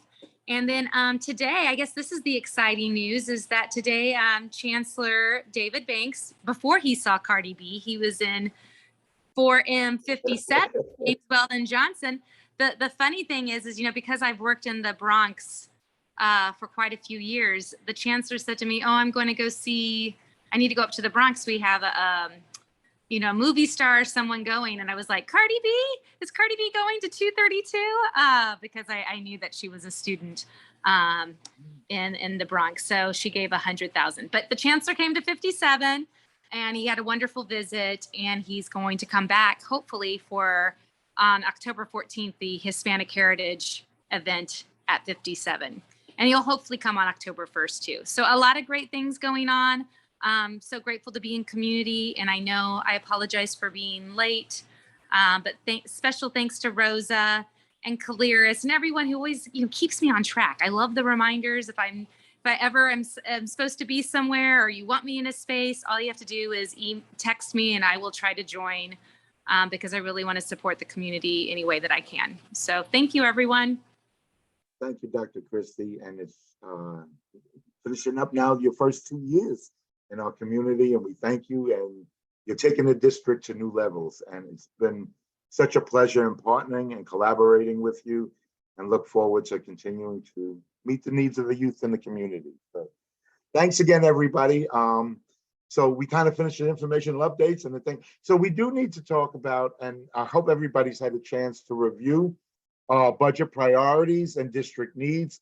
Again, last year we were quite good And in past years, we have not been successful as in advocating for our certain, not that we weren't successful in advocating, it's we didn't get the decisions we wanted. And we know that it's a hook and crook kind of thing. So we do need to spend some time reviewing that. I was less prepared to review that, was hoping Mr. Nixon could just take a moment so I could breathe through a little bit with helping us through that process. But, you know, I think I have my screen shared on the request tracker for the youth and education, so we can just read through it if yeah, you'd like. right off the thing. That's good. I keep the agenda up on mine separate, so I need to pull up the other thing. Perfect. And at the same time, if we have any recommendations, we can note those in here in real time as well. And I'm looking at Caleris, of course. So, you know, I think this is really what, you know, we adopted from last year and the things we worked on, and what we're really doing is really planning for next year as we go forward. And I kind of want to really reiterate bringing in principals and other youth CBOs that have particular needs around DYCD funding and all those things, and how we best strategically and with a little luck get some of the additional things passed that would support our youth in this community. So request provide. This is like a standing thing every year. As we've learned, you know, nobody's coming in and making all the changes you need to have computers and technology, because we learned you need to upgrade electricity, and who upgrades electricity in DOE is different than who upgrades the technology in DOE. So I've been learning a lot over the last few years of how best and to whom to advocate when we want these particular areas. But again, this is a process that we do every year.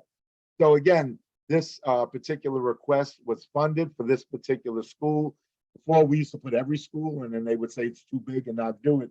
So what we've learned is to kind of limit and advocate for those schools that have that most need at the particular time. I do know that just in an update, PS 171 that presented to us about getting air conditions in their school, they have successfully got air conditions in the school, and they will be having a nice auditorium with nice cool as well. So, you know, again, we supported some of those efforts and that are going forward. Also, with disclosure, I work at 72. Dr. Hernandez presented. We are also looking to that, you know, the repair the doors, the safety doors in the school, which present a real issue around. Another one of the things was, and I got to say, we've been having those baths. It was hard during the summer because we were opening the major bathroom, that first floor that's in the cafeteria. We actually made it through with a couple of hundred kids and just having lines at the bathroom. But we just started a new school year with 2 totally brand new, I mean, there's so many stalls in there now, and it's really a great addition. So I want the committee, for the old members, to really feel good about some of the fruitful of our labors, and new members to also know we can make change. Sometimes it's little, sometimes it's big. This year we were pretty good on meeting all. David, when you turn away from the front, we can't hear you. Oh, okay. So it's hard for me. Let me move this in front so I can't see you. And I'll put this on this screen. Oh, the lettering is small. You know, age is a funny thing. I had 2015 vision my whole life, and now it's 20. I don't know what it is right now, but it ain't 2015 anymore. And for those of you who don't know, 2015 is you can see all the things closer up clearly, as opposed to a 2020 vision. But I just zoomed in. Is that better? Or is this better to see? Yeah, I just got to get to the other screen because it shrunk on me. Yeah, I could read this one, I think. Okay. So it was the third. You got to move it up a little bit to the third. Increase the amount of after-school programs to high school. We were specifically looking for high school. They did say that further study of agency requests is needed. Therefore, OMB does not table any position. What we really need to do is then, in our discussions when we invite DYCD to our committee during the year, is again use this, advocate, and find out what study needs to be performed so that we can ensure and advocate for that as well. Provide and enhance skills training and employment services for high school students and at-risk youth. Special attention must be paid to high school students at risk of dropping out. However, at-risk youth are generally harder to reach. More resources are needed to expand outreach and connect these vital programs to youth who need them most. DYCD, youth and education, further study again.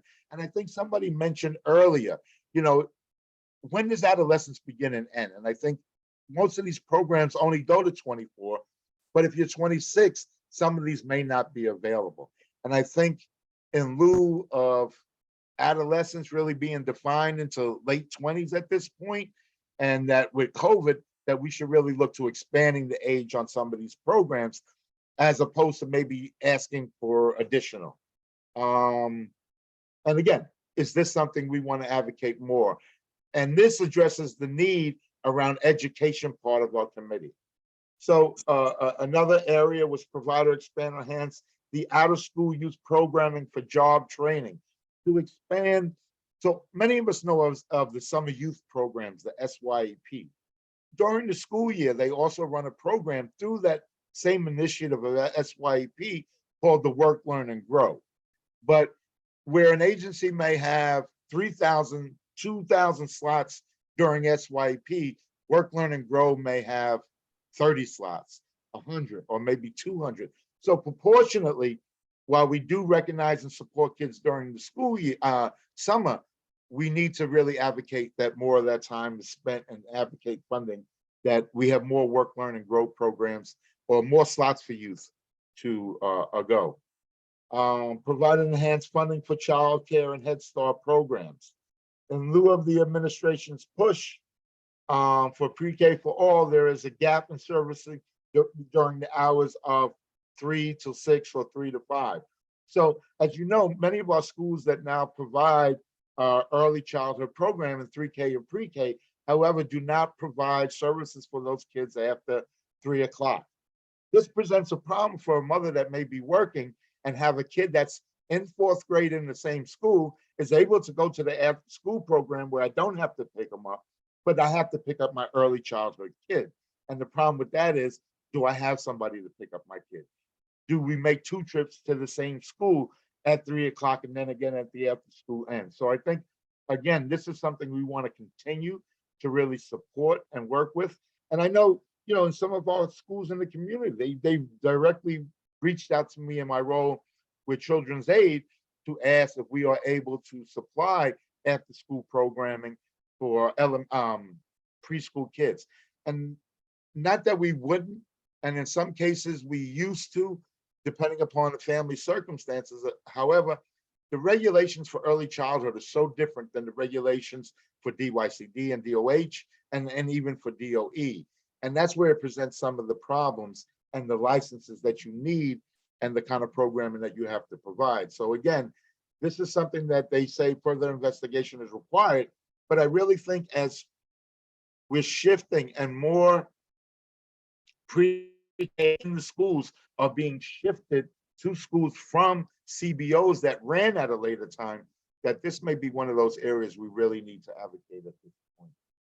Provide or enhance preventive services and community-based alternatives to youth.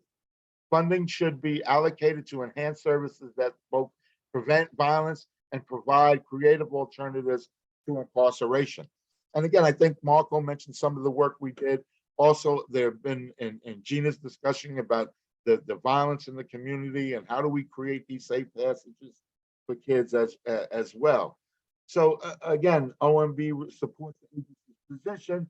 ACS currently offers services to youth and families. Please contact the office to follow up. So maybe that's something one of the members will be looking to volunteer. What I'm looking for people to play an active role this year.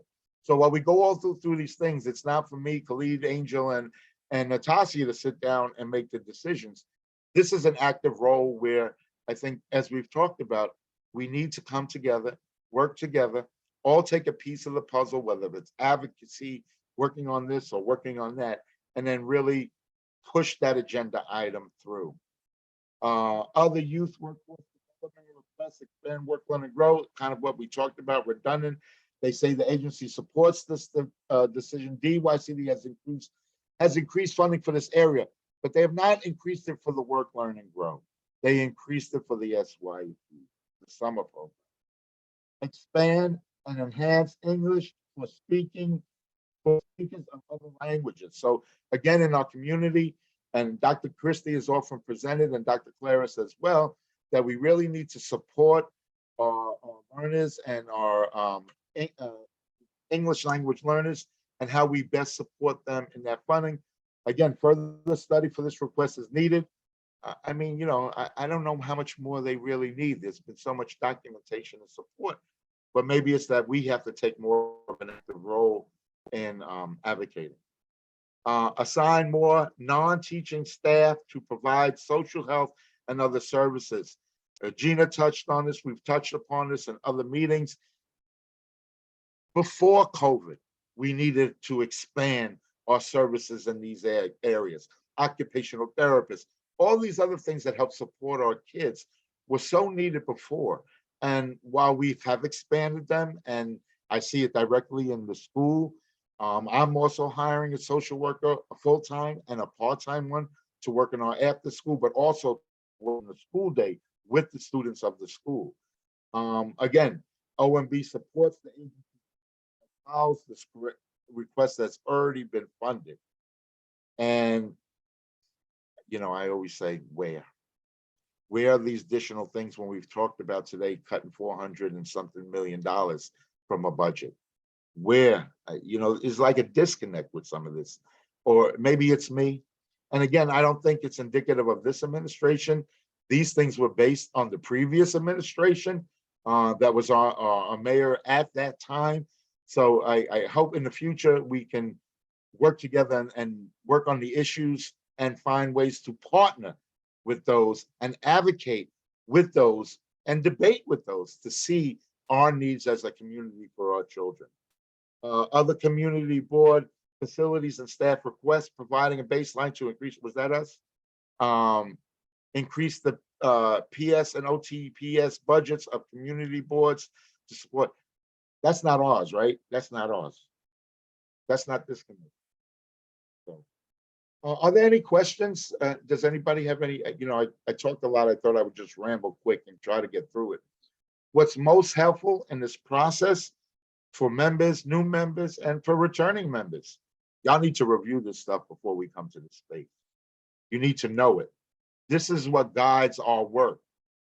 Previously, prior to about 6, 7, 8 years ago, we used to go through a different process with this, but it never involved the really in-depth look within a committee, and that each committee devoted a part of their meeting each month to address these particular areas. And again, we were very much more successful. I think it's really lucky, you know, more than anything else. But we need to continue to advocate. And I see Gina's hand up. So Gina, please, I need to drink something too. Oh yeah, I wanted to ask, David, aren't you having a event Friday afternoon? A back to school or community event? Not that I'm having. Pardon me? Not that I'm having. With Josh Clement? No. All right, I'm going to Oh, no, it send could be the. another Tuesday. It might be on Millbank Center, Gina. On Millbank Center, it could be on Millbank Center on. Yes, it is. It is. Yeah. And that's what, if you need to make contact, I can put you in contact with the center director. That's my counterpart for there. So I could send you his information. Okay, yeah, I have the flyer. I was just wanting to share the information in the Please group do, right now yes. so they could share it throughout. Yes, please put it in the, can you put it in the chat for everyone? Oh. So in terms of, you know, these things, we are going to discuss these issues going forward. This was last year's, and the idea is to look at what we have this year. And as Mr. Nixon said, we could write them as we go along. Look, I just got through it. What I need people to do, because we have to have a response to these things that we send out, and we also have to have the response so the full board will vote on this. Am I correct, Mr. Nixon? You know, correct me if I'm wrong. I sometimes. No, you are correct. So essentially between now and next time this committee meets, it would be preferable for you all to have reviewed each of these items and consider what should be removed, what should be edited, or replaced, if anything. So of course, the ones where it says that this request has already been funded, we don't need it to recur anymore. But of course, anything else that you feel that should be, or receive funding, as was discussed earlier during this meeting, definitely feel free to jot that down in the committee recommendations, and we'll complete this.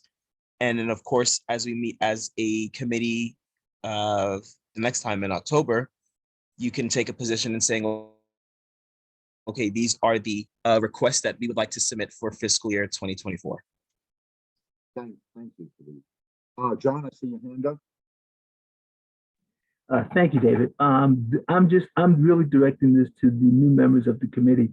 I know what you're looking at may seem a bit overwhelming for some of you, but the thing is that I'm not going to speak for the other veteran members of the committee, but if you have any questions, the things you can contact me. If I can't answer any questions, I'll be glad to do it. So John also chairs the, excuse me, the Budget Needs Committee and Statement of District Needs, and is one of the representatives on this committee too. So he will also have discussions on the David, larger. David, they took me off the Budget Committee, actually. Oh, well, you used to be on the budget. Yeah, I was on the committee until a couple of months ago, but they took me off the Budget and District Needs Committee. Well, we also have to have representatives from these committees also join that. So I'm going to look to you and your advice and how we best navigate. Well, the thing is, best thing to do, since they have a new chairperson, Stephanie Arroyo is the new chair. So if you want her to come to a meeting, contact her. I'm sure she'll be glad to do so. Okay, thank you, John. I also see Xavier, our chair for Community Board 11 here. Xavier, thank you. You never fail to not make one of our meetings, so glad to see you in this space. Xavier, the floor is yours. Yeah, hi. Thank you so much. I'm on my own this week. My wife is traveling for work, so I am multitasking like a fiend. But you know what that's like, David, as a father. So you got the kids, yes, I understand. Yeah, it's a 3-ring circus. So a couple of things. So yeah, we started a transition, John. So we have all of our vice chairs of each committee sit on the Statement of District Needs and Budget Committee to act as that conduit and for representing what each committee's preferences and needs are for that deeper discussion. And once you guys have coalesced and agreed. We do have a new chair of Statement of District Needs and Budgets, Stephanie Arroyo. Jason Villanueva, the former chair, is transitioning and serving as the vice chair temporarily while also chairing land use and helping on that committee. So that's how we've kind of do-si-doed around. But again, David can tell you, so can John. When we first formed this committee, Statement of District Needs and Budget, I chaired it. We set out a lot of processes and they've been refined incredibly so. This is crucial work. And it's not just work that once we vote, it's work that you advocate throughout the year. And I'm sure, not to be sounding like pedantic about it or even pedagogical, but it's like any question you have about the process, please ask us. Don't feel intimidated. Dive in, ask the questions, and if we don't have the answers, one of us will, mind you. But if we don't, we will be able to find it in short order. So that's about it. I appreciate you all doing the great work. And just continue to stay safe out there. Thank you, David. Thank you for giving me a few moments of time. Always, Xavier. You know, the floor is always yours. You are our chair. You are our liege, as I'm watching the new Game of Thrones. But anyway, so again, if you can send any thoughts or on any of these things, both members of the committee, but also members that attend this meeting regularly, if there's anything to hear you think that we can best advocate or should make some suggestions on how to better approach this, I look forward to that. If that could be sent within 2 weeks so that it gives Khalid and myself and Natasha time to work it through and add them in and then have it ready for the next committee, as well as for the next full board in October when we have to vote on it. I do want to move very quickly to the next agenda item. as I mentioned when we opened the meeting, that one of my passions and being the chair of the Youth and Education was helping young people become part of the community board, both as individual members and also in the retrospect of developing a youth council task force involving members of the community, whether they live, go to school, or have some vested interest in this community through relationships with friends, to be part of advising CB11 Youth and Education and CB11 Full Board on issues that most affect youth, with providing solutions and options and learning to where to best advocate to achieve and get those win-win situations. I've devoted my life working with Children's Aid for 42 years. And as somebody else mentioned earlier, creating those spaces for kids to experience, learn, expose, and then go on and then lead. And that's why, you know, one of my decisions to choose Natasha as my vice chair is, as I've worked with this young person, I've watched them lead from age 9, because they led us to be better workers, to where I see this young person impacting young kids and young people that they have worked with at Children's Aid, both as a youth worker, both as a peer, and as a member of our Keystone Leadership Group that really has done some wonderful work. Last year, Natasha participated in a forum where we addressed the issues that most affect youth. Dr. Christie was one of our panelists as well. And again, I admire this young person, and I know one day I will be following Ash, as I call her, wherever we lead together, and that's the collaborative work. Angela, so let me finish, Angela, before you go. So with this, the idea is, and the vision is I first want everybody to really look at the document that Khalid sent out early as part of the attachment to this agenda item, the Youth Task Force, Youth Council, that actually Joshua Watkins was the person that brought this idea to Community Board 11. We worked with him in drafting a draft of what this would look like, and we made some revisions. And I want this group to look at it. And next month, I will limit us to one presentation so that we really have the time to discuss how we further engage youth. And I do want to say we began some of this work last year as a committee, breaking up into subgroups and meeting aside from this meeting to develop, and I'll share that with the group as well, how we can make this happen. And part of that initiative was, how do we reach out to youth to get them involved? And then the next step is how we now develop a youth council, so we provide a voice for youth. So I just want to read very quickly the first paragraph of what we said is, the mission statement of the Youth Council is to provide youth living, working, attending school within CB11 with the opportunity to participate in local governing process through making recommendations to Community Board 11 that addresses youth and community issues that most affect them, thereby promoting and encouraging the youth to become effective leaders in their community to help shape the future of East Harlem and to be those leaders that move those agendas forward. So, you know, that was some of what the mission that I'm looking for. And I know Dr. Christie has a nice development of youth councils in the different schools, and has developed the youth council, is developing that for the district. And we want those partnerships to be represented at the table. For CEC5, part of district in Harlem, to have representation sitting at the table with us. So, and this is not like we're going to have a big event. No, we will have events and we will do activities in the community, but it is not to have an event. That is not the function of this. The function is to provide a platform for youth voices, to encourage, to engage, and to help be part of the decision-making process. And if there's one thing I would like to leave Community Board 11 with, is that representation. And there were people that created that space for me, and I just want to continue to create that space as it was for many of us. Angela, I see your hand up. It said 2 people's hands up. I don't even see the other hand up. So, Khalid, you're gonna have to help me on that one. But go ahead, Angela. So you've actually, you stated in the beginning, I thought we were gonna go over this tonight No. because I haven't had a chance, but I did a cursory look over it, and there's some things in there that I don't think need to be in there. So, so I can just So, make my oh, no. notes and bring it up at the next meeting? What I want to do with this is first take the pulse of who's interested in working on this as a separate entity from these meetings.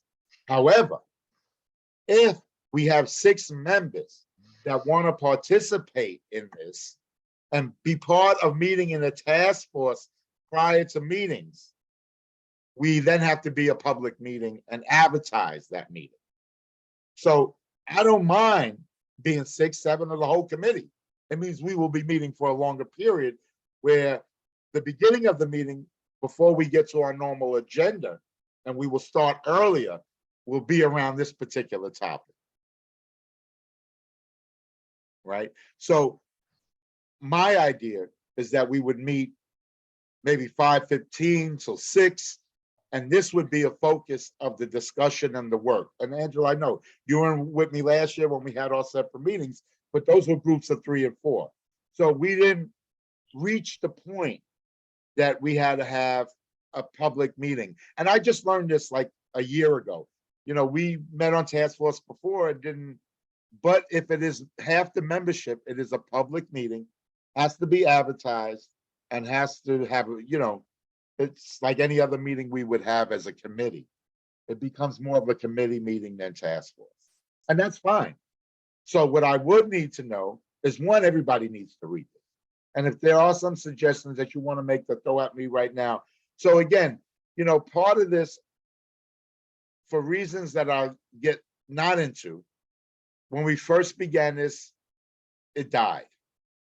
And I can't let it be dead. And before I'm no longer chair on this committee, we're going to work on this as a group, or whoever wants to. And those that may help want to support, like Gino or Calaris, who are not part of this committee, you don't count towards that ratio that we need to have a public meeting or a task force meeting that's not public. What we would do is devote a part of our, if we do this as a task force and meet beforehand, we would then have a short update as part of the information on the youth task force surrounding the youth council. David, I do have one more thing to say. Yes. I'd like to ask you, who is Joshua Lamar Watkins? So Joshua was a young person like Natasha that was a board member and had worked with myself and our previous chair, Natasha Rodriguez, and Danielle Sullivan, that is a CC district leader employee for CC1 or CC2, I forget offhand. But lives in the community, was part of the youth and education as well. And we worked with Joshua on this. And really Joshua was the initiative and writer of it, and we helped tweak it and worked on it. So how long ago was this created? 2018. Okay, that's okay. That makes some of the things I saw make more sense. Yeah. So no problem. You know, and it was updated in 2018. Originally it was 2016, 2017. Okay. But then Joshua moved on. He, you know, was in college and had other responsibilities. And we weren't able to get it surfaced again. And, you know, in working with Angel and Khalid over the summer, just looking at, you know, what things we want to work on as a committee that we've left hanging, this is one of those things. So. David, we have yeah. a Tamika Map who's a part of our attendees. Yes. Their hand is raised. Would you like to Yes, acknowledge? Miss Mapp, how are you? Good to have you in our space as always. Please, Miss Mapp. I'm allowing Miss Mapp, you can speak. Go ahead. Thank you, Chair, and thank you, Mr. Nixon. I just saw my answer into the thing that was like, hey, what about my 10-year-olds that want to volunteer the time and make change in the community too? But I see that you have a non-voting advisory chair from 10 to 15, which I think is a very excellent idea to get more kids involved inside the process of knowing how to do civic engagement, how to sit on the board and have those transferable skills. So when they get to college, they're already equipped to have it. So thank you so much. No, thank you, Ms. Mapp, and that's really important to recognize. And you know, it's interesting that one of the things Reverend Yolanda Brown, who was the previous vice chair, and Carly, who was the previous board support, one of the things we did talk about was going into schools, Ms. Mapp, and actually doing that kind of project. A year ago, last summer, we actually did that with Angela and Rosa in a group of students we met with during the summer, and Natasha presented on civic engagement and the community boards. But you're right, we need to get back to some of those things where in our school or in our CBOs that really support those kind of processes of involving youth, but also educating them at that pre-age. The reason we kind of really initially were looking at middle school and up was that we wanted kids to be able to travel on their own. Remember, it wasn't Zoom at that time. It would be being at a meeting, possibly till 9 at night. And, you know, again, not that we wouldn't find ways for kids who would have issues around traveling to be there if they wanted to be there. It would just be another wall we have to climb over or break through to make it happen. But you're so right, our kids need it. One of the things that I've done, and some of you may have seen, where I've had portraits of issues around social justice, where we've worked with kids around creating that space, identifying things in their community, and then how do we take a plan to address them. John, I see your hand is. Thank you, David. Which comes up to an idea that I had. It's sort of what was done in the past, but is Dr. Dela Cruz still here? Yes, I'm still here. I'm still here. You're walking I'm still home? here. I'm still here in the office. I'm listening. Yes. Okay. Well, this is the thing that was, if we could get either a group of young people to come up with an idea that could be basically could be a thing that we could put on our district needs list. The thing is that if they could come before the committee and give a presentation as to why it's a good idea, I think that's it's a great way of outreach. I know it was done in sort of a way previously, but I think it's a good thing for short-term outreach. But I said I wanted to bring it before the committee and you, David, and for you, Dr. Dela Cruz, because it would require all of y'all's approval. Well, I think those are, again, the things that as we go forward and next month, we will begin to talk about what are our goals, what do we work on, and how do we narrow down. I think like even today, some of the things that we've raised, we got a couple of years of work and advocacy here with a lot of these issues and how we put forward. But I do want to say as a youth worker for 40 years, it's so important to have caring adults remain involved with children, adolescents, and be guiding mentors, role models for young people. And you know, young people don't need just one role model. They need different role models because we teach different things and our expertise are different things. So again, the more that we can open up those opportunities, you know, let's move it forward. So in short, my idea is that whoever's interested and let me know by full board, if you want to be part of working on this task force, and then we will begin to make the determination whether we have to do it in the public forum or whether we work and set up a time prior to the meeting and meet and then give an update in the meeting, or whether we make this part of our agenda standing item prior to the meeting and then begin the regular meeting. Again, it means all of us would sit through it and we would all be expected to be there early and on time. And we can also discuss that as well as too. Any thoughts, any ideas about these things?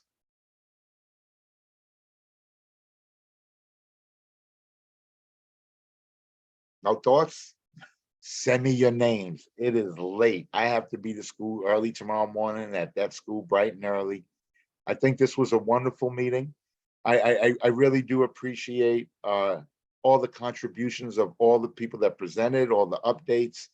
I think what we need to do is maybe focus them down to those things that maybe we can be successful in advocating and achieving, and finding ways alternatively to work together as community to really bring those.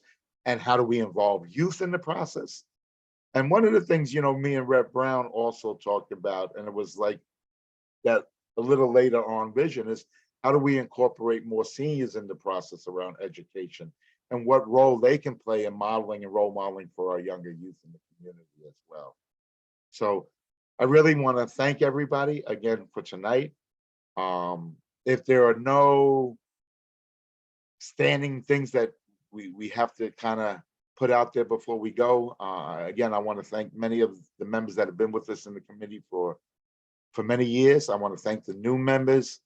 Again, community and community boards are a devoted group of individuals working together to make things happen that will address and meet the needs of our community. And I don't live in East Harlem. I've worked in here for the last 17 years, but my family comes from East Harlem.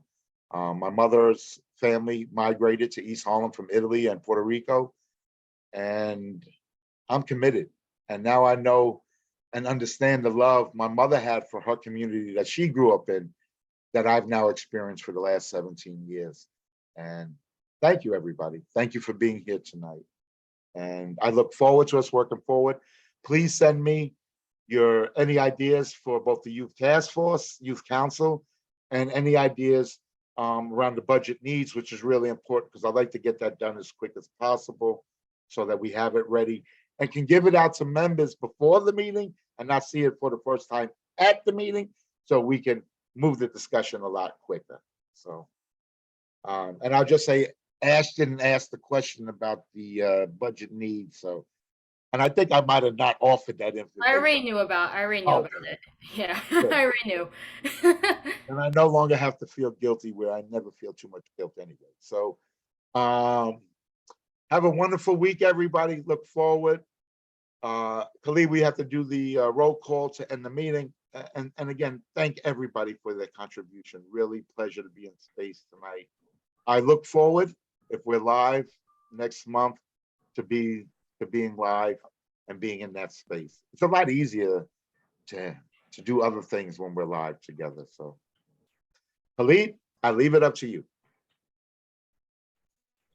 Perfect. Give me 1 second to pull it up. Okay, so I'm going to call everybody by their last name in alphabetical order. And we have 11 total members. Brianna DaCosta. Still here. Perfect. Rosa Diaz. I'm here. Excellent. But a late arrival. Angela Donadell.